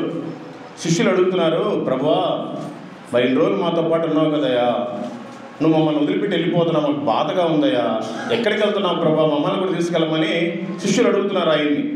ఆయన అంటున్నాడు, ఒకసారి చదవండి 14వ అధ్యాయం 2 నుంచి 4 దాకా. నా తండ్రి ఇంట అనేక నివాసములు కలవు, లేని ఎడల మీతో చెప్పుదును. వినండి, నా తండ్రి ఇంట అనేక నివాసములు కలవు, లేని ఎడల నేను మీతో చెప్పుదును. అంటే అక్కడ కనుక స్థలం లేకపోతే నేను మీకు అబద్ధం చెప్పట్లేదు, నిజమే చెప్తున్నాను. నా తండ్రి ఇంట అనేక నివాసములు కలవు, లేని ఎడల మీతో చెప్పుదును. మీకు స్థలము సిద్ధపరచ వెళుచున్నాను. నేను వెళ్ళి మీకు స్థలము సిద్ధపరిచిన ఎడల నేనుండు స్థలముల్లో మీరును ఉండులాగున మరలా వచ్చి నా యొద్ద నుండుటకు మిమ్మల్ని తీసుకొని పోవుదును. నేను వెళుచున్న స్థలములకు మార్గము మీకు తెలియనని చెప్పాను. ఆయన మార్గాన్ని మనం గమనించి అనేక మందిని ఆ మార్గంలో నిలబెట్టినప్పుడే మనకు ఆ స్థలం దొరుకుతుంది. ఈ లోకంలో నీకు ఎంత పెద్ద ఉద్యోగమైనా నువ్వు కొన్న స్థలం నీతో పాటు రాదు. ఈ లోకంలో నీకు ఎంత పెద్ద వ్యాపారమైనా నీతో పాటు రాదు. అన్నీ ఇక్కడ వదిలేసి వెళ్ళిపోవడమే. అక్కడ నీకు స్థలం కావాలి అంటే ఇక్కడ నువ్వు ఆయన పని చేయాలి. నేను నా ఇష్టం వచ్చిన పనులన్నీ చేసుకున్నాను, నాకు ఎప్పుడు తృప్తి లేదు. ఒక్కరోజు కారులో సువార్త చేస్తే ఎంతో తృప్తి. ఒక్క మనిషికి 4 మాటలు చెప్పినా కూడా నా సువార్త ఎట్లుంటుందంటే ఏదో ఊరికి పోయి 1 గంట సేపు చేసి రావడం కాదండి. నా బిజినెస్లు అన్నీ పోయిన తర్వాత దేవుడు సువార్త చేయమని చెప్పాడు. సువార్త స్టార్ట్ చేసిన ఒక 2 మండలాల్లో సువార్త ప్రకటించాను. నా టార్గెట్ ఏంటంటే 2 రాష్ట్రాల్లో ఉండే ప్రతి గ్రామానికి వెళ్ళి సువార్త ప్రకటించాలి. ఇప్పటివరకు 2300 అయిపోయింది. కానీ ప్రభు మనల్ని అలా వదిలిపెట్టాడు. ఆయన మనల్ని ప్రేమిస్తున్నాడు, ఆయన మనల్ని రక్షించుకున్నాడు, ఆయన మనతో పాటు ఉన్నాడు. నా దగ్గర డబ్బులు ఉన్నప్పుడు నా అకౌంట్లో 1,40,00,000 రూపాయలు ఉన్న రోజు కూడా ఉంది. అది తృప్తి లేదు. నేను నాకు ఇష్టం వచ్చిన మందు తాగి నేను ఎంజాయ్ చేసిన రోజు ఉంది, నాకు తృప్తి లేదు. చేసిన రోజు ఉంది, నాకు తృప్తి లేదు. నాకు ఇష్టం వచ్చిన ఫ్లైట్లో నేను జర్నీ చేసిన రోజు ఉంది, నాకు తృప్తి లేదు. ఈ రోజు నా రోడ్డు మీద పోయే వాళ్ళకి 4 మాటలు చెప్పి ఒక పత్రిక ఇస్తే ఎంతో తృప్తి. అలాగే మనం ఆయన పని చేయాలి. పొద్దున 6 గంటలకు బయలుదేరితే సాయంత్రం 6 గంటల వరకు కూడా రోడ్డు మీద ఎవరైతే కనపడతారో అందరికీ పత్రికలు ఇచ్చుకుంటూ చెప్పుకుంటూ వెళ్ళిపోయి, ఎక్కడైతే ఒక ఊరిలో ఉందో ఆ ఊరిలో నా కారులో ఒక బాక్స్ ఉంటుంది. ఆ బాక్స్ పైన పెట్టి ఇప్పుడు దాకా మీకు చెప్పిన అన్ని మాటలు కూడా చెప్పి ఆ ఊరి కోసం 4 మాటలు చెప్పి ప్రార్థన చేసి వెళ్ళిపోతూ ఉంటాను. ఇంటికి వెళ్ళేది నెలకు ఒకసారి. బట్టలు ఉతికించుకొని మళ్ళీ ఇస్త్రీ చేసుకొని రావడమే. ప్రతిరోజు పడుకునేది పెట్రోల్ బంకులోనే. నా జీవితంలో చాలా సంపాదించా, చాలా పోయా, ఏం నిలబెట్టుకోలేదు. 3 వస్తువులు మిగిలాయి. ఒకటి సెల్ ఫోను, 2 వాచ్, 3 కారు ఇక్కడ దగ్గర రాకపోతే స్కూల్ దగ్గర పెట్టొచ్చాం. ఈ 3 తప్ప నా జీవితంలో మొత్తం గాలికి పుట్టుకొట్టపోయినట్టుగా కొట్టకపోయాయి. మీరు కూడా ఈ లోకంలో ఉండేవాడి మీద ఆశలు పెట్టుకుంటున్నారేమో చూసుకోండి. ఏ రోజు తీసేస్తాడో తెలియదు. మీరు పరలోకం మీద ఆశలు పెట్టుకోండి. ఎప్పుడు ఆయన నీకు ఇస్తాడో స్థలం. అందరు ఇక్కడే మంచి మంచి బిల్డింగ్లు కట్టుకుంటున్నారు, మంచి అన్ని చేస్తున్నారు. నాకు మంచి అమ్మాయి కావాలి, నేను పెళ్లి చేసుకోవడానికి అనుకుంటున్నారు. మంచి ఉద్యోగం కావాలి, నేను చేసుకోవడానికి బ్రతకడానికి అనుకుంటున్నారు. మంచి వ్యాపారం కావాలి, నేను డబ్బు సంపాదించుకోవడానికి అనుకుంటున్నారు. కానీ నేను అక్కడ స్థలాన్ని సంపాదించాలంటే ఇక్కడ నేను దేవుడు పని చేయాలని ఎవరు అనుకోవట్లా. అందుకనే నా దగ్గర అన్నీ పోయినాయి కాబట్టి నేను ఇప్పుడు దేవుడు పని చేస్తున్నాను. నా బిల్డింగ్ అక్కడ ఉంది, నాకు ఇక్కడ లేదు. ఒకరోజు వెళ్తున్నాను, సువార్త చేస్తున్నాను, ఇసుక తెచ్చుకొచ్చుకుని నా ఇంట్లో పోసుకుంటున్నాను. ఇంకో రోజు వెళ్తున్నాను, సువార్త చేస్తున్నాను, సిమెంట్ తెచ్చుకుని నా ఇంట్లో పోసుకుంటున్నాను. ఇంకొక రోజు వెళ్తున్నాను, ఇసుక తెచ్చుకొని ఇటుకలు కంకర మొత్తం ఒక్కొక్క రోజు ఒక్కొక్క సమకూర్చుకుంటున్నాను. నా బిల్డింగ్ అక్కడ ఉంది. మరి మీకు ఉందా? నాకు స్థలం అక్కడ ఉందన్న చేతులు ఎత్తండి. ఇప్పుడు కూడా ఎత్తట్లా. బైబిల్ చదివిన వాళ్ళు 2 ఎత్తున్నారు. Thank you. మా దేవుడు మిమ్మల్ని 2 దీవించి ఆశీర్వదించును గాక. మనకి ఇక్కడ స్థలం ఉంది. ఆ స్థలం కోసం మనం నిరీక్షణ కలిగి ఉండాలి. పరలోకంలో ఎంతమందికి స్థలం ఉందో తెలుసా? పరలోకంలో ఎంతమందికి ఉంది మా స్థలం? ఎంతమందికి పరలోకంలో స్థలం ఉంది? కానీ పరలోకం ఎన్ని కిలోమీటర్లు ఉందో తెలుసా? పరలోకం ఎన్ని కిలోమీటర్లు ఉందో నాకు తెలుసు అన్న వాళ్ళు ఒకసారి చేతులు ఎత్తండి. ఒక్కరెత్తట్లా. పరలోకం ఎన్ని కిలోమీటర్లు ఉందో క్లియర్గా బైబిల్లో రాసి పెట్టాడు దేవుడు. మీరు ఎప్పుడన్నా చదివితే మీకు తెలుస్తుంది. ప్రకటన గ్రంథము 27వ అధ్యాయము 16వ వచనం. ఆ పట్టణము చచ్చౌకమైనది, దాని పొడవు దాని వెడల్పుతో సమానము. అతడు ఆ కొలకర్రతో పట్టణమును కొలవగా దాని కొలత 750 కోసులైనది. దాని పొడుగును ఎత్తును వెడల్పును సమానముగా ఉన్నది. ఒకసారి చూడండి. పరలోకం అంట ఇప్పుడు ఈ డబ్బులు వేసి కానుక పెట్టి చూడండి. ఇది వెడల్పుగా సమానంగా ఉంది, ఎత్తుగా కూడా సమానంగానే ఉంది, పొడవు కూడా సమానంగానే ఉంది. పరలోక రాజ్యం అట్లనే ఉంటుంది. 750 కోసులే ఉందంట, ఎక్కువ లేదు. అందరూ సెల్ ఫోన్ వాడతారు, చాలామంది వాడతారు. ఇంకా చూసిన రూళ్ళు మళ్ళీ చూడరు, తిప్పుతానే ఉంటారు. తెల్లరిదాకా నిద్ర కూడా ఉండదు కొంతమంది కుర్రోళ్ళకైతే. అనవసరమైనవి చూస్తారు. ఒక కోర్స్ అంటే ఎన్ని కిలోమీటర్లు అని మీరు ఒకసారి గూగుల్లో కొట్టండి. చదువు రాకపోతే మీ పిల్లలతో కొట్టించుకోండి. 1 కోర్స్ హౌ మెనీ కిలోమీటర్స్ అంటే 3 కిలోమీటర్ల 75 మీటర్లు ఒక కోర్స్ అంటే ఇంటూ 750. 2306 కిలోమీటర్ల నుంచి 2400 కిలోమీటర్ల వరకే పరలోకం ఉంది. ఇక్కడి నుంచి సపోజ్ ఢిల్లీ అనుకోవాలి. ఢిల్లీ అంత దూరమే పరలోకం ఉంది. ఏదో మనలాగా ఈ పక్క బంగాళాఖాతం, ఆ పక్క హిమాలయ పర్వతాలలాగా లేదు. ఈ భూమి తూర్పు మొదలుకొని పడమర దిక్కు వరకు, మనకి జపాన్ మొదలుకొని అమెరికా వరకు కూడా 40,075 కిలోమీటర్లు ఉంది. ఈ 40,075 కిలోమీటర్లో 800 కోట్ల మంది జనాభా ఉన్నారు. అంతమంది ఉన్నారు. మరి వీళ్ళందరూ ఎక్కడికి వెళ్ళాలి? ఎక్కడికి వెళ్తారు? ఈ 2400 కిలోమీటర్ల పట్టరు కదా. మరి ఎక్కడికి వెళ్తారు తెలుసుకోవాలి. భక్తులైతే వెళ్తారు, భక్తిహీనులైతే వెళ్ళరు. నేను భక్తుడిని, భక్తురాలను ఒకసారి చేతులు ఎత్తండి. నేను భక్తునండి. నేను ఒకప్పుడు ఎందుకు పనికిరాని వెదవని, ఒకప్పుడు నేను త్రాగుబోతుని, ఒకప్పుడు నేను నాకుంది పరలోకంలో స్థలం. మరి మీకుందా? నేను భక్తుడిని, నేను చేయెత్తుతున్నా. మీరు ఎవరు భక్తులే లేరా? అసలు ఈ ఫిలదెల్ఫియా చర్చిలో అసలు భక్తులే లేరా? 2-3 ఎత్తారు. మీకోసమే 2400 కిలోమీటర్లు తయారు చేయబడింది. మరి మిగతా వాళ్ళ కోసం ఏం తయారు చేయబడింది? సామెతల గ్రంథము 16వ అధ్యాయము 4వ వచనం చదవండి అందరూ. యెహోవా ప్రతి వస్తువును దాని దాని పని నిమిత్తము కలుగజేసెను. ఏమంటే అర్థమైందా? యెహోవా ప్రతి వస్తువును దాని దాని పని నిమిత్తం కలుగజేశాడు. భూమిని కలుగు చేశాడు మానవుడు నివసించడానికి, గాలిని తయారు చేశాడు మనం పీల్చడానికి, వర్షాన్ని తయారు చేశాడు మనకి వాటర్ సముద్రం, ఇట్లా అన్ని రకరకాలుగా. మనిషికి కూడా నాలెడ్జ్ ఇచ్చాడు. ఫ్లైట్ ఉంది ఎక్కిపోవడానికి, బల్బ్ ఉంది ఎలగడానికి, ఫ్యాన్ ఉంది తిరగడానికి, ఇట్లా ప్రతి వస్తువును కూడా దాని దాని పని నిమిత్తం తయారు చేయబడింది. మరి భక్తిహీనులకి నాశన దినము కలుగు చేశాడంట ఆయన. నాశన దినము కోసమే భక్తిహీనులను తయారు చేశాడంట. మరి మీరంతా భక్తులా భక్తిహీనులా? భక్తులైతే 2400 కిలోమీటర్లు ఉంటారు 750 కోసుల్లో. నాశన దినంలో భక్తిహీనులు ఉంటారు. దయచేసి మీరు భక్తిహీనతలో నుంచి భక్తిలోకి రండి. పేరుకే మీరు భక్తి చేస్తే ఏం ఉపయోగం లేదు. మీ హృదయంలో నిజంగా ఉండాలి రక్షణ. నీ హృదయంలో నిజమైన మారు మనసు ఉండాలి. వేషధారులాగా ఉండబాకండి. మీరు ఒప్పుకోవాలి కదా. దేవుడు ఏమని చెప్పాడు? జీవ మరణంలో నాలుక వశము. మీరు భక్తులనే ఒప్పుకోవట్లేదు, మీకు పరలోకం ఎలా ఇస్తాడు దేవుడు?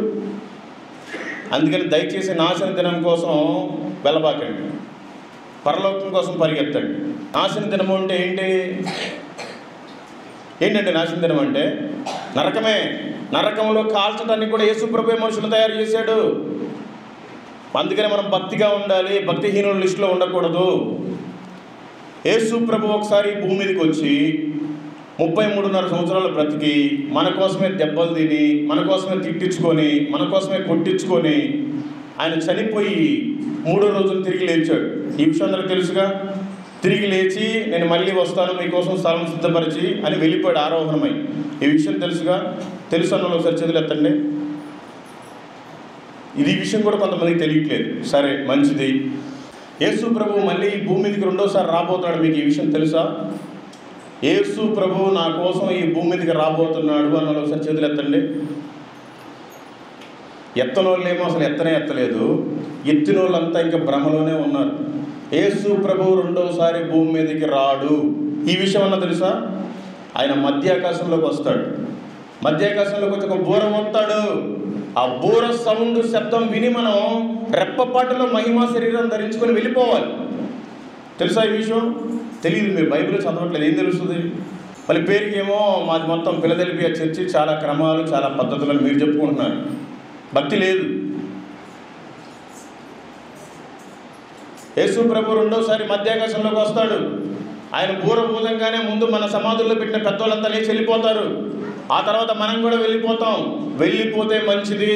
7 సంవత్సరాల విందు ఉంది అక్కడ ప్రభుతోటి. ఆ విందుకు పిలవడానికి మనం ఈ భూమి మీదకి వచ్చాం. ఏదైనా ఒక రోజు మన ఇంట్లో పాపదో బాబుదో పెళ్ళి అయితే చుట్టాలింటికి వెళ్తాం. కార్డు ఇచ్చి ఎంతసేపు ఉంటాం అక్కడ. వెళ్ళి కార్డు ఇచ్చేసి మంచి చెడ్డ మాట్లాడి వచ్చేస్తాం. లేదు భోజనం చేయమంటే చేసేసి వచ్చేస్తాం. లేదు చీకటి ఏంటంటే పడుకొని రేపు పొద్దున వచ్చేస్తాం. కానీ నువ్వు ఆ విందుకు పిలవడానికి భూమి మీదకి వచ్చి 2 సంవత్సరాలు అయింది.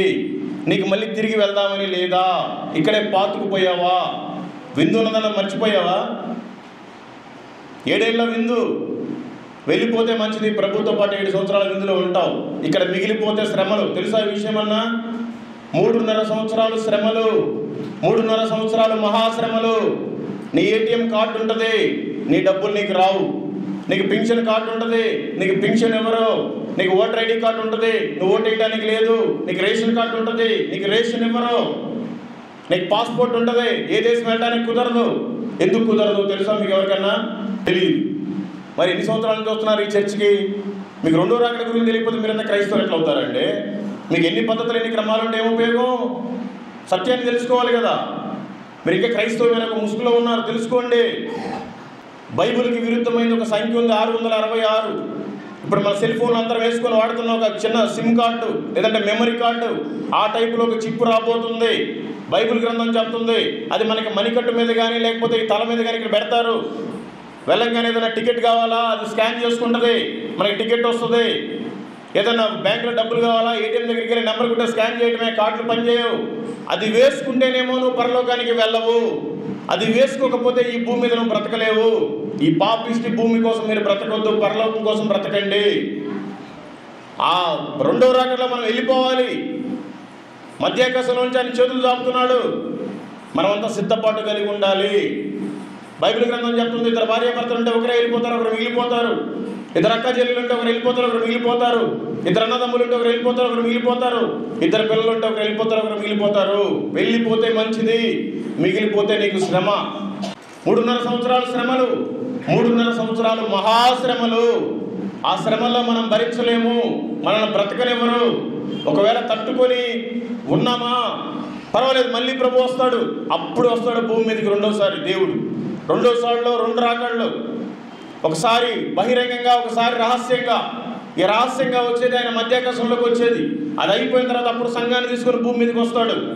యేసు ప్రభు వారు 1000 సంవత్సరాలు పరిపాలిస్తాడు ఈ భూమిని. ఈ విషయం అన్న తెలుసా మీకు? తెలుసా? ఒకసారి చేతులు ఎత్తండి. యేసు ప్రభు వారు 1000 సంవత్సరాలు ఈ భూమి మీద పరిపాలిస్తాడు. ఆయన ఫస్ట్ వచ్చినప్పుడు దరిద్రుడిగా వచ్చాడు, దీనస్థితిలో వచ్చాడు. ఈసారి రాజుగా వస్తున్నాడు. మనకి ఏ చంద్రబాబు నాయుడు, ఏ జగన్మోహన్ రెడ్డో, ఏ మోడీయో కాదు. మన గవర్నమెంట్ ఆఫీసరు, అధికారి, సీఎం, పిఎంలు. మనకి యేసుక్రీస్తే రాజు, యేసుక్రీస్తే మంత్రి, ఆయనే అధికారి. ఆయన ప్రభుత్వంలో మనం ఉండాలి. 1000 సంవత్సరాలు పరిపాలిస్తాడు. మన క్యాపిటల్ ఏ హైదరాబాదు, అమరావతి, ఢిల్లీనో కాదు. మన క్యాపిటల్ అంతా యెరూషలేం. ఎవరైతే ఈ 2వ రాకడలో ఎత్తపడతారో వాళ్ళే మళ్ళీ భూమి మీదకి వచ్చిన తర్వాత ఈ 1000 సంవత్సరాల్లో పరిపాలించే అధికారులు. ఈ రోజున ఎక్కడికైనా వెళ్ళాలంటే ఫ్లైట్ ఎక్కి వెళ్ళిపోతున్నారు. ఆ రోజున ఫ్లైట్లు ఎక్కడానికి లేదు, ఆత్మలో వెళ్ళిపోతాం. ఇజ్రాయెల్కి ఏ పని ఉన్నా కూడా అక్కడ మళ్ళీ ఆఫీసులో పని చూసుకొని ఇక్కడికి వస్తాం. అందుకని 2వ రాకడలో మనం ఎత్తపడాలి. ఆ తర్వాత 1000 సంవత్సరాలు భూమి మీదకి వచ్చి దేవుడు పరిపాలిస్తాడు. 1000 సంవత్సరాలు అయిపోయిన తర్వాత ఈ భూమిని మొత్తాన్ని చుట్టేసి సాతాన్ని కానీ బంధించేసి ఈ భూమిలో అగ్నిగంధకంతా కాల్చివేస్తాడు. అప్పుడు పరలోకాన్ని మనల్ని తీసుకొని వెళ్తాడు. పరలోకం అనే ప్రాంతానికి దేవుడు మనల్ని అప్పుడు తీసుకొని వెళ్తాడు. తెలుసా పరలోకం ఎప్పుడు వెళ్తామో మనం? 2వ రాకడలో ఎత్తబడాలి. ఆ తర్వాత మళ్ళీ సంఘం అంతా భూమి మీదకి రావాలి. భూమి మీద 1000 సంవత్సరాలు పరిపాలించాలి. ఒరే దరిద్రులారా, పరిపాలన ఎలా చెయ్యాలి? నీతి న్యాయ పరిపాలన ఆయన చేస్తాడు, ఆయన రాజుగా ఉండి. అది మనం మన కళ్ళారా చూడాలి. ఆ తర్వాత ఈ భూమిని నాశనం చేసి మనందరం తీసుకుని పోయి పరలోకంలో పెడతాడు. పరలోకంలో కూడా నీకేం లోపల పెట్టడు. 2400 కిలోమీటర్లు 750 కోసులు పెట్టడు. బయట గేటు దగ్గరే తీర్పు. దాన్నే ధవల సింహాసన తీర్పు అంటారు. ఆ ధవల సింహాసన తీర్పులో ఒక పక్కంతా దేవదూతలు ఉంటారు, ఒక పక్కంతా భూమి మీద ఉండే మానవులు ఉంటారు. పేరుకేమో బైబిల్లో పేర్లు పెట్టుకుంటారు. ఎస్తేరు, మరియమ్మ, ఆయమ్మ, అయ్యమ్మ, యేసేపు, యాకోబు, ఏలియా అన్ని పేర్లు పెట్టుకుంటారు. పలానా మరియమ్మను తీసుకొని రండి అయ్యా అని చెప్తాడు. ఆ రోజు యేసు ప్రభు వారు ఇక్కడ కూర్చుంటారు. తండ్రి అయిన దేవుడు ఇక్కడ కూర్చుంటాడు. మరియమ్మ, నేను నీ కోసం వచ్చి నా కుమారుడు నీ కోసం భూమి మీదకి పంపించాను. నీ పాపాల నిమిత్తం యేసుక్రీస్తు దెబ్బలు తిన్నాడు, తిట్టించుకున్నాడు, కొట్టించుకున్నాడు. ఆఖరికి మొత్తం చీల్చారు, ఒళ్ళంతా నాగడ పెట్టి దున్నట్టుగా. నీ కోసం చనిపోయాడు. ఎందుకు? నీకు రక్షణ కలగాలని. రక్షణ పొందుకున్న నీవు ఏం చేసావు నా కోసం అని దేవుడు అడుగుతాడు. ఏం చెప్తారు మీరు? ఇంతవరకు బైబిల్నే పూర్తిగా చదవలేదు. 2వ రాకడే నీకు తెలియదు, 1000 ఏళ్ల పరిపాలన తెలియదు. నువ్వేమో ఒక పెద్ద పేరుకి సంఘానికి వస్తున్నావు. ఏం ఉపయోగం? ఆ రోజు సిగ్గుపడతాం మనం. అది నిజమైన సిగ్గు. ఎవడన్నా ఇంటి పక్కనోడో ఇంట్లో కూడా ఏదైనా ఒక మాట అంటే మనకు చాలా సిగ్గు, చాలా రోషం. మరి ఆయన కూడా రోషం కలిగిన దేవుడే. పైన ఆకాశం అందే కానీ, కింద భూమి అందే కానీ, భూమి కింద నేల అందే కానీ, ఇటు దేని రూపమునైనా విగ్రహమునైనా నువ్వు చేసుకోకూడదు, వాటికి సాగిలి పడకూడదు. ఏలైనా కానీ దేవుడునైనా నేను రోషము కలిగిన దేవుడును. ఆయన రోషమే కదా మనకు కూడా ఇచ్చాడు. మరి ఎందుకు నీలో రోషం లేదు? చచ్చిపోయింది. నీ ఇంట్లో మీద గొడవలు పెట్టుకోవడానికి, నీ ఇంట్లో వారి మీద గొడవలు పెట్టుకోవడానికి రోషం ఉందా? నీ వీధిలో వారి మీద గొడవలు పెట్టుకోవడానికి రోషం ఉందా? దేవుడి పని చేయడానికి నీకు రోషం లేదా? ఎంత సిగ్గు చేయటండి ఇది. చిన్నపిల్లలు స్కూల్కి వెళ్తే ఆ పుస్తకాలు మొత్తం చదవాలి, ఆ పుస్తకాలు మొత్తం నోట్ రాయాలి, హోంవర్క్ చేయాలి. అప్పుడే వాళ్ళు ఇంకొక తరగతిలో వేస్తారు. మన జీవితాన్ని మొత్తానికి ఇదే పుస్తకం కదా, ఇదే నోట్బుక్ కదా, ఇదే హోంవర్క్ కదా, దీన్నే చదవలేకపోతే పరలోకం ఎలా వెళ్తారు? సిగ్గుండాలి కదా కొద్దిగానే మీకు. ఎందుకు మీకు సిగ్గు అనిపించట్లేదు? ఇక్కడ నేను అన్నమాట మీరు సిగ్గుపడటం కాదు, ఆ రోజున అక్కడ సిగ్గుపడతారు మీరు. ఎన్ని రోజులు నామకార్థంలో ఉంటారు తెలుసుకోండి. ఆ రోజున అయ్యా నేనైతే దేవుడు నమ్ముకున్నా కానీ అయ్యా నాకు కుదరలేదయ్యా, నన్ను క్షమించడు, వెళ్ళిపో వేసే నరకంలో. ఇద్దరు దేవదూతలు వస్తారు, టెక్నిక్ తీసుకెళ్ళి వేసేస్తారు. రే పలానా యాకోబుని తీసుకురండి రా. పేరుకేమో క్రైస్తవుడు పేరు పెట్టుకున్నాడు, బ్రతికేదంతా బస్టు పెట్టిన బ్రతుకు, తీసుకెళ్ళిపోవాల్సింది నరకానికి. పలానా మల్లికార్జున తీసుకురండి రా. అప్పుడు యేసు ప్రభు సాక్ష్యం ఇస్తాడు, అయ్యా వీడు ఒకప్పుడు త్రాగుపోతాయా, వీడప్పుడు అయినా నా కోసం పౌరుషంగా పనిచేశాడు ప్రభా. ఎవరి దగ్గర కానుకలు తీసుకోడయ్యా, ఇంటికి వెళ్ళడయ్యా, నా కోసం రేయింబగలు కష్టపడ్డాడయ్యా, నా గురించి దేవుడే సాక్ష్యం ఇస్తాడు. యేసు ప్రభు మన కోసం సాక్ష్యం ఇవ్వాలి. ఈ రోజున మన ఇంట్లో మనకి సాక్ష్యం ఉందా? మన ఊర్లో మనకి సాక్ష్యం ఉందా? సాక్ష్యం లేకుండా ఎందుకు బ్రతుకుతున్నారు మీరంతా? సరే, పరలోకానికి వెళ్తే మంచిది, ఇక్కడ మిగిలిపోతే చాలా కష్టం. తెలుసుకోండి.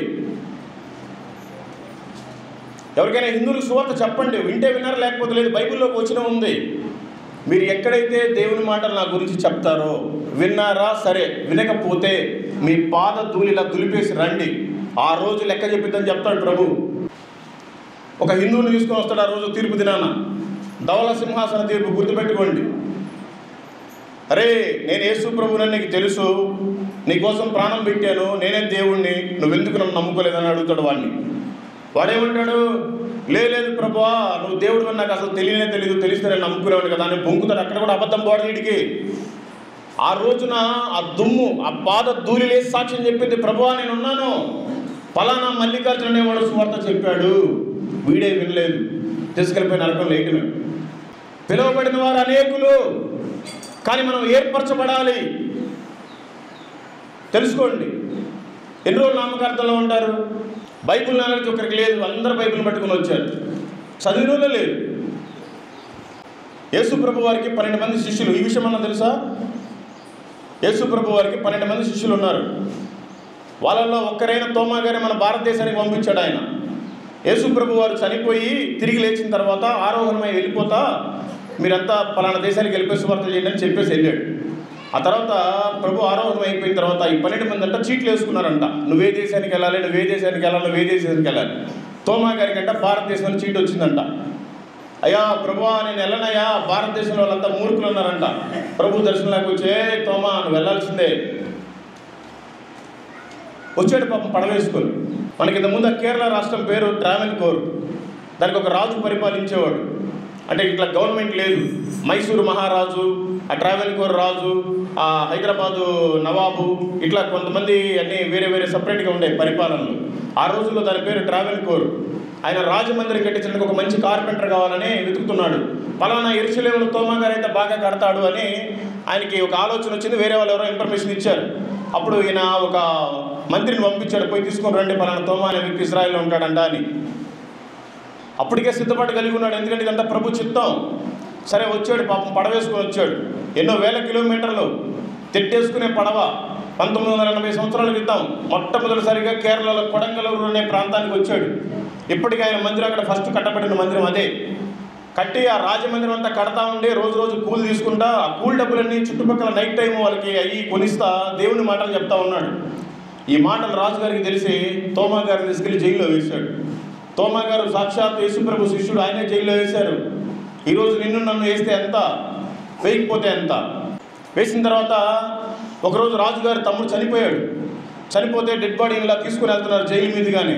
ఆయన అన్నాడంట, యేసుప్రభు మంచి దేవుడు అయ్యా, రాజుగారి తెమ్ముడిని నేను బ్రతికిస్తాను, మా దేవుడు బ్రతికిస్తాను, నేను ప్రార్థన చేస్తాను, ఒక అవకాశం ఇవ్వమంటే ఈ విషయం రాజుగారికి చెప్పకుండా మంత్రి గారికి చెప్పారు ఎవరో వెళ్ళి. ఆ మంత్రి వచ్చి మరో 4 తనులు దాన్ని మళ్ళీ లోపల వేసాడు తోమా గారిని. యేసుప్రభు శిష్యుడే, తనులు తిన్నాడు. ఆ తర్వాత తీరా డెడ్ బాడీ దగ్గరికి వచ్చినప్పుడు రాజుగారు డెడ్ బాడీ పక్కనే వెంటా వెళ్తున్నారు. అందరూ ఏడ్చుకుంటూ వెళ్తున్నారు. రాజుగారు కూడా పెద్దగా ఏడుస్తున్నాడు అంటే, నాకు ఒక్కగానొక తమ్ముడు చనిపోయాడు, నేను ఇప్పుడేంటి నా పరిస్థితి. తోమా గారు కేకలు పెడుతున్నాడంట, అయ్యా నేను నీ సొమ్మెంతో తిన్నాను, నేను నీకు వాస్తవం చెప్పకుండా ఉండలేను, మా దేవుడు మంచి దేవుడు, సజీవుడు, నాకు ఒక అవకాశం నేను ప్రార్థన చేస్తాను, మీ తమ్ముడు బ్రతుకుతాడు అంటే రాజుగారు అప్పుడని జైల్లో నుంచి బయటికి తీసుకొచ్చారు. ప్రార్థన చేసి లాస్ట్లో యేసు నామములో అనేసరికల్లా వాళ్ళ తమ్ముడు లేచాడు. అందరూ భయపడ్డారు, ఉలిక్కిపడి. ఆ దెబ్బతోటి కేరళ మొత్తం సువార్త ప్రకటించడానికి పర్మిషన్. కేరళలో ఒక అద్భుతమైన చర్చలు ఉన్నాయి, ప్రపంచంలో ఎక్కడ లేవు కేరళలో ఉండే చర్చలు. అన్ని వేల సంఘాలు ఉన్నాయి అక్కడ. ఆ ప్రాంతంలో ఆయన 8 మందిరాలు కట్టాడు. 7.5 మందిరం కట్టిన తర్వాత 8వ మందిరం సగంలో ఉన్నప్పుడు ఆయన చెన్నై ప్రాంతానికి వచ్చాడు. అక్కడే మనోళ్ళే పొడిచి చంపేశారు. యేసుప్రభు వారి శిష్యుడే. యేసుప్రభుకు తెలియదు ఆయన చంపుతారని, కాపాడుకోవచ్చుగా ప్రణాళిక. మరి నిన్ను నన్ను చంపుతారని ఎందుకు భయపడుతున్నావు సువార్త చెప్పకుండా? నిన్ను నన్ను ఏదో అనుకుంటారా? ఎన్ని రోజులు వేషధారంలో ఉంటాం మనం క్రైస్తవులుగా కనపడకుండా? ఎన్ని రోజులు రంగుదారాలు కట్టుకుంటావు? ఎన్ని రోజులు తాయితలు వేసుకుంటావు? ఎన్ని రోజులు వేషధారంలో ఉంటావు?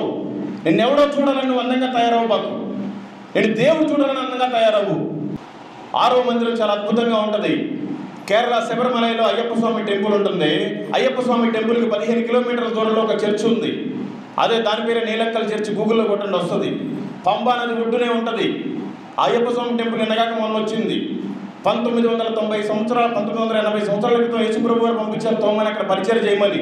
అడవి మనుషులు, అడవి జాతి మనుషులు ఆయన ప్రార్థన చేస్తుంటే సింహాలు, ఏనుగులు, పులులు, మొత్తం జింకలు, నెమలు అన్నీ వచ్చి సాష్టాంగ పడ్డాయి. కళ్ళు తెరిచేసరికి అవి కూడా మోకాల మీదనే ఉన్నాయి. అది భక్తి, అది ప్రార్థన. ఆయన మందిరం కడుతుంటే ఏనుగు తొండంతో తీసుకొచ్చి ముద్దులు అందించాయి. పులులు, సింహాలన్నీ తాట పిక్కుని ఇస్తే అప్పుడు మందిరం కట్టాడు. ఇప్పటికీ ఉంది ఆ మందిరం. అది పాడైపోయింది, మళ్ళీ బిల్డింగ్ కట్టారు. ఇప్పటికీ సింహాలు, పులులు అన్నీ అరుస్తూనే ఉంటాయి. ఎక్కడికి పోనివ్వరు. అక్కడికి 3 కిలోమీటర్ల దూరంలో ఫారెస్ట్ చెక్ పోస్ట్ ఉంటుంది. ఒక్కొక్కరిని పంపిస్తారు. మళ్ళీ వాళ్ళు వచ్చిన తర్వాత వేరే వాళ్ళని పంపిస్తారు. అలాంటి భయంకరమైన పరిస్థితుల్లో కూడా ఆయన సేవ చేశాడు. అక్కడి నుంచే ఒరిస్సా వెళ్తే గ్రహం స్టీన్స్ అని ఒక ఆయన ఆస్ట్రేలియా నుంచి వచ్చాడు. 2 మగపిల్లలు, ఒక ఆడపిల్ల. ఆ బరిపడ అనే గ్రామంలో ఒక ఇల్లు తీసుకొని ఒక కుష్టి వ్యాధుల కోసం ఒక లాప్రోస్కోపీ హాస్పిటల్ పెట్టి అక్కడే ఒక భార్యని కూతురుని పెట్టేసి ఈయన 2 పిల్లలను తీసుకొని పరిచర్కి వెళ్ళేవాడు. అక్కడి నుంచి 175 కిలోమీటర్ల దూరంలో మనోహర్పూర్ అనే ఒక ప్రాంతం ఒరిస్సాలో. అక్కడికి వెళ్తే ఇట్లాగే ఒకసారి సువార్త చెప్పినప్పుడు మనలాగే 10 మంది కూడుకున్నారు. వాళ్ళందరి కోసం 3 రోజులు ఉద్యోగ సభలను ఏర్పాటు చేశాడు. నాకంటే ఇంకా బలమైన సేవకులు కావాలని పాపం ఆస్ట్రేలియా నుంచి పిలిపిస్తే 3 రోజులు మీటింగ్లో ఒక రోజు మీటింగ్ అయిపోయింది. పిల్లలు అంటున్నారు, నాన్న ఇదంతా పల్లెటూరుగా ఉంది, మాకేదో భయంగా ఉంది, ఇంటికి వెళ్ళిపోదాం పదా, రేపు నువ్వు వద్దు కానీ అన్నారంట. వద్దు నాన్న, 175 కిలోమీటర్లు ఉంది, మనల్ని నమ్ముకొని పల్లెటూరు నుంచి ప్రజలంతా వచ్చారు, మరి మనం వెళ్ళిపోతే బాగోదు, మీరు పడుకోండి పర్లేదు, కారులో నేను మేలుకొని ఉంటాను, దోమలు లేకుండా ఇసురుతానని చెప్పి 2 పిల్లల్ని పాపం కారులో పడుకోబెట్టుకుని ఆయన కూడా పడుకుంటే దారాసింగ్ అనే వ్యక్తి వచ్చి పెట్రోల్ పోసి మొత్తం కాలబెట్టేస్తే కారు మొత్తం కాలిపోయింది. సజీవ దహనం. 3 బూడిదైపోయారు. ఆయన ఎందుకు మన దేశం కోసం వచ్చి సువార్త ప్రకటించి చచ్చిపోవాలి? ఎక్కడ ఆస్ట్రేలియా, ఎక్కడ ఇండియా, ఎక్కడ మూర్ఖుల మధ్యలో ఒరిస్సాలో సేవ చేశాడు. ఆయనకి భూమి మీద ఆశ లేదు. ప్రభు చెప్పాడు, ప్రభు పని చేస్తున్నాడు. సరే చంపేశారు. వాడిని తీసుకెళ్ళి ఆ కటక్ జైల్లో వేశారు. ఒరిస్సా భువనేశ్వర్ పక్కనే ఉంటుంది కటక్ అని. ఆ చంపిన దారాసింగ్ ఇప్పటికీ ఉన్నాడు. యావజ్జీవ కారాగార శిక్ష పడింది. ఈ టీవీ వాళ్ళంతా, మీడియా వాళ్ళంతా ఆవిడ దగ్గరికి వెళ్ళారు, వాళ్ళ భార్య దగ్గరికి. అమ్మా, మీ ఆయన్ని మరి ఇట్లా కారులో చంపేశారు కదా, 2 పిల్లలు కూడా చనిపోయారు కదా, వాళ్ళ గురించి నువ్వేం స్పందిస్తావంటే, నేను దాని గురించి ఏం మాట్లాడను, నా భర్తని నా పిల్లల్ని యెహోవా ఇచ్చెను, యెహోవా తీసుకున్నాను అని చెప్పిందంట. అందరూ షాక్ అయిపోయారు. రాష్ట్రపతి పిలిచి పద్మశ్రీ అవార్డు ఇచ్చారు 26 సంవత్సరాల క్రితం. మనం ఎందుకు ఒక మిషనరీగా చేయకూడదు? వాళ్ళు చంపేశారు. ఎక్కడి నుంచో ఎవడో తెల్లోడు వచ్చి మన కోసం ఇక్కడ సువార్త ప్రకటించి చచ్చిపోవాల్సిన అవసరం ఏంటి? మనమే ఎందుకు ఒక మిషనరీగా మారకూడదు? నేను ఒకప్పుడు త్రాగుపోతేనే, ఒకప్పుడు దిక్కులేదండి, దేవుడు నన్ను చనిపోయిన బ్రతికించినదిగా చెప్తున్నాను. నేనే ఇంతమందికి మాదిరికరంగా ఉన్నాను. మీరంతా దొంగలు కాదు, వ్యభిచారులు కాదు, త్రాగుబోతులు కాదు. మీరెందుకు సువార్తను ప్రకటించలేరు? ఎన్ని రోజులు ఇక్కడికి వచ్చి మీ పాస్టర్ గారు చెప్పే మాటలు విని మళ్ళీ వెళ్ళిపోతారు? మీరు కూడా బజార్లలో సువార్తను చేయొచ్చు కదా, అనేక మందిని మందిరానికి నడిపించవచ్చు కదా. ఇంకా ఎందుకు మీ సంఘం డెవలప్మెంట్ అవ్వట్లేదు? ఇంకా ఎందుకు పెద్ద బిల్డింగ్ కట్టట్లేదు? ఎందుకు ఇంకా అన్యులు మీరు తీసుకొని రావట్లేదు? ఎన్ని వారాలు వచ్చినా మీరే కదా, కొత్త వాళ్ళు ఎవరు వస్తున్నారు? అక్కడి నుంచి కలకత్తా వెళ్తే విలియం కేరీ. ఈ రోజున మన చేతిలో బైబిల్ ఉందంటే విలియం కేరీ. ఎక్కడో ఇంగ్లాండ్, లండన్ నుంచి వచ్చాడు. ఆయన వచ్చాడు, ఈ బైబిల్ ప్రింట్ చేశాడు.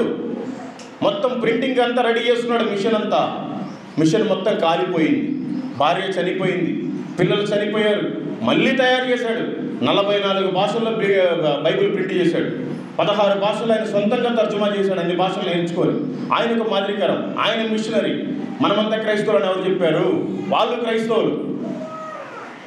అక్కడి నుంచి బీహార్ వెళ్తే బీహార్లో 50 రూపాయలు ఇస్తే గొంతు కోసేస్తారు. 30 రూపాయలు ఇస్తే వ్యభిచారం చేస్తారు. 52 గ్రామాల్లో వాళ్ళ వృత్తే వ్యభిచారం, పడుపు వృత్తి. అతను ఎలక్ట్రికల్ ఇంజనీరింగ్ చదివాడు చెన్నైలో, అగస్టిన్ జవరాజ్ గారు. సైకిల్ మీద వెళ్ళిపోమంటే చెన్నై నుంచి బీహార్ సైకిల్ మీద వెళ్ళిపోయాడు. తినటానికి కూడా లేని స్థితి. 52 ఊర్లలో వ్యభిచారం చేస్తారు. ఎలాంటి వ్యభిచారం అంటే, లోపల ఆడవాళ్ళు వ్యభిచారం చేస్తుంటే భర్తలు బయట డోర్ దగ్గర కాపలా. వాళ్ళ పిల్లలు వెళ్ళి ఆ కండోమ్ బ్యాగ్లు అవి కొనుక్కొచ్చి తల్లికి ఇస్తే, తల్లి పాపం చేసినంతసేపు పిల్లలు మంచం కింద పడుకొని ఉంటారు. ఎందుకంటే వాళ్ళకి ఎక్కువ స్పేస్ ఉండదు. చిన్న రూములు, చిన్న చిన్న బతుకులు. అలాంటి వాళ్ళందరినీ, ఆ పిల్లల్ని దత్తత తీసుకొని ఈ రోజున 52 గ్రామాలను దత్తత తీసుకొని 30,000 మందికి భోజనం పెడుతున్నాడు. భయంకరమైన సేవ. వ్యభిచారులు అనేక మంది మారిపోతున్నారు. బీహార్లో మనకి IAS IPS వాళ్ళు ఎక్కువ. ఏ రాష్ట్రంలో పనిచేసేవారైనా ఒక IAS ఒక IPS అయినా బీహార్లో సంబంధించిన వాళ్ళు ఉంటారు. వాళ్ళ పిల్లలందరూ ఈ రోజున అగస్టిన్ స్కూల్లోనే చదువుతున్నారు. జెమ్స్ అని కొట్టండి, గూగుల్లో వస్తుంది. వాళ్ళు క్రైస్తవులు, వాళ్ళు ఒక మాదిరికరం. మనం ఏం చేయడానికి ఉన్నాం, ఏం సాధించడానికి ఉన్నాం? అక్కడి నుంచి పంజాబ్ వెళ్తే సాధు సుందర్ సింగ్, ఎప్పుడన్నా పేరు విన్నారా? సాధు సుందర్ సింగ్ పెళ్లి కూడా చేసుకోలేదు, సాధు వేషధారణలో ఉంటాడు, చెప్పులు వేసుకుని కర్ర తీసుకున్నాడు, తలపాకు కట్టుకున్నాడు. కాశ్మీర్ నుంచి కన్యాకుమారి దాకా 2 సార్లు నడిచి సువార్త ప్రకటించాడు. ఆ హిమాలయ పర్వతాలు అంటించాడు. టిబెట్ అనే ప్రాంతానికి వెళ్ళాడు, చైనా ప్రాంతం, ఇప్పుడు చైనాలో కలిసిపోయింది. చెప్పులు లేకుండా ఐస్ గడ్డల మీద నడిస్తే ఆయన కాళ్ళలో నుంచి రక్తం గారితే మనం ఇప్పుడు ఐస్ తింటే దాని మీద రంగేసి ఇస్తారు పిల్లలకి. ఆ రకంగా ఐస్ గడ్డలన్నీ మారిపోయినాయి, రక్తసిక్తం అయిపోయిందంట పాదాలు ఆయన. ఆ ప్రాంతంలో నేను కూడా వెళ్ళాలి, సువార్త చేయాలని ఒకరోజు సువార్త ప్రకటించి ఆయన స్నానం చేసిన నదిలో నేను కూడా చేయాలి అని ఆ హిమాలయ పర్వతాల నుంచి కరిగి వచ్చే ఒక నది ఉంటుంది. అంత దూరం ప్రయాణం చేసిన మళ్ళీ హిమాచల్ ప్రదేశ్ దాకా ఆ నదిలో ఒక రోజు వెళ్ళి స్నానం చేసుకుని 2 గంటలే భోజనం చేసుకుని తిందామని స్టార్ట్ చేసాం. అన్నం ఉడకడానికి 2 గంటలు పట్టింది. కింద మంట మండుతున్నది, పైన చల్లారిపోద్ది. ఆ 2 గంటల్లో నా లంగ్స్ 2 పాడైపోయినాయి. 4 నెలలు పట్టింది బాగుండడానికి. ఇప్పుడు దేవుడు నయం చేస్తున్నాడు. 2 గంటలకే నా లంగ్స్ పాడైపోతే ఆయన జీవితం అంతా అక్కడే సువార్త ప్రకటించాడు. ఎలా చేశాడు? ఆయన ఒక మాదిరికరం, ఆయన క్రైస్తవుడు. మనం ఏం చేస్తున్నాం? నామకార్థంగా ఉండబాకండి. ఒక రోజు రాబోతుంది, ఏ రోజు వస్తుందో తెలియదు. ఆయన నేను దొంగ వలె వస్తానని చెప్పాడు. దొంగ ఎవరో చెప్పిరారు. ఈ రోజు రాత్రికి యేసు ప్రభు వస్తే మీరు ఏం లెక్క చెప్తారు? దయచేసి తెలుసుకోండి. ఎవరు నామకార్థంగా ఉండకండి, ఎవరు అయోమయంగా ఉండబాకండి. వీలైతే బాప్తిసం ఈ రోజే తీసుకోండి. రేపు అనే రోజు ఇది కాదు. ఎప్పుడు వచ్చినా సరే ఆదివారం ఈ రోజే నాది లాస్ట్ ఆదివారం, నేను ఈ రోజే లాస్ట్ పాట పాడతాను, ఈ రోజే నేను ఆరాధన చేస్తాను, ఈ రోజే నేను వాక్యం వింటాను, ఇంకెప్పుడు నేను వినలేను అన్నట్టుగా రావాలి మందిరానికి. వచ్చే వారం నీది కాదు. నీకు ఈ భూమి మీద బ్రతికినప్పుడు చాలా కనిపిస్తాయి. నీ భార్య, భర్త, పిల్లలు, నీ బంధువులు, రక్త సంబంధులు, నీ ఊరు, ఇల్లు అన్నీ కనిపిస్తాయి. నువ్వు చనిపోయిన తర్వాత 2 ఒకటి నరకం, ఒకటి పరలోకం. నీ ప్రయాణం ఎటు? పరలోకానికి వెళ్తాననుకుంటే భ్రమే. మీరు ఇంతవరకు బైబిల్ని చదవలా, మీరు ఎలా వెళ్తారు పరలోకం? అయ్యా నాకు చదువు రాదయ్యా, అలా చదివించుకోవాలి. ఏం డోక్రా గ్రూపులు ఏదైనా స్కీములు పెడితే గవర్నమెంట్ వేరే వాళ్ళతో రాపించుకుంటారుగా. మరి ఇప్పుడు ఎందుకు మీరు బైబిల్ మీ పిల్లలతో చదివించుకొని వినలేరు? సెల్ ఫోన్లో అనవసరమైన సీరియల్స్, వీడియోస్, జబర్దస్త్ చూస్తారుగా. ఎందుకు ఆడియో బైబిల్ మీరు ఇంతవరకు వినలేదు? వినడం ద్వారా విశ్వాసం కలుగుతుందంట, మీరు ఎందుకు వినలేదు? చదవటానికి రాకపోతే యూట్యూబ్లో పెట్టించుకొని వినాలి కదా. మీరు పేరుకే క్రైస్తవులాగా ఉన్నారు, నామకార్థుల్లాగా ఉన్నారు, భక్తిహీనులాగా ఉన్నారు. భక్తిహీనులు నాశన దినం కోసమే తయారు చేయబడ్డారు. కానీ దేవుడు నీ కోసం ప్రాణం పెట్టింది మాత్రం నేను పరలోకంలో చేర్చడానికి. ఈ విషయాన్ని గుర్తుపెట్టుకోండి. దేవుడి కోసం సాక్షిగా బ్రతకండి. దేవుడు మిమ్మల్ని, మీ కుటుంబాలని, మీ సంఘాన్ని దీవించి ఆశీర్వదించును గాక. ఆమేన్.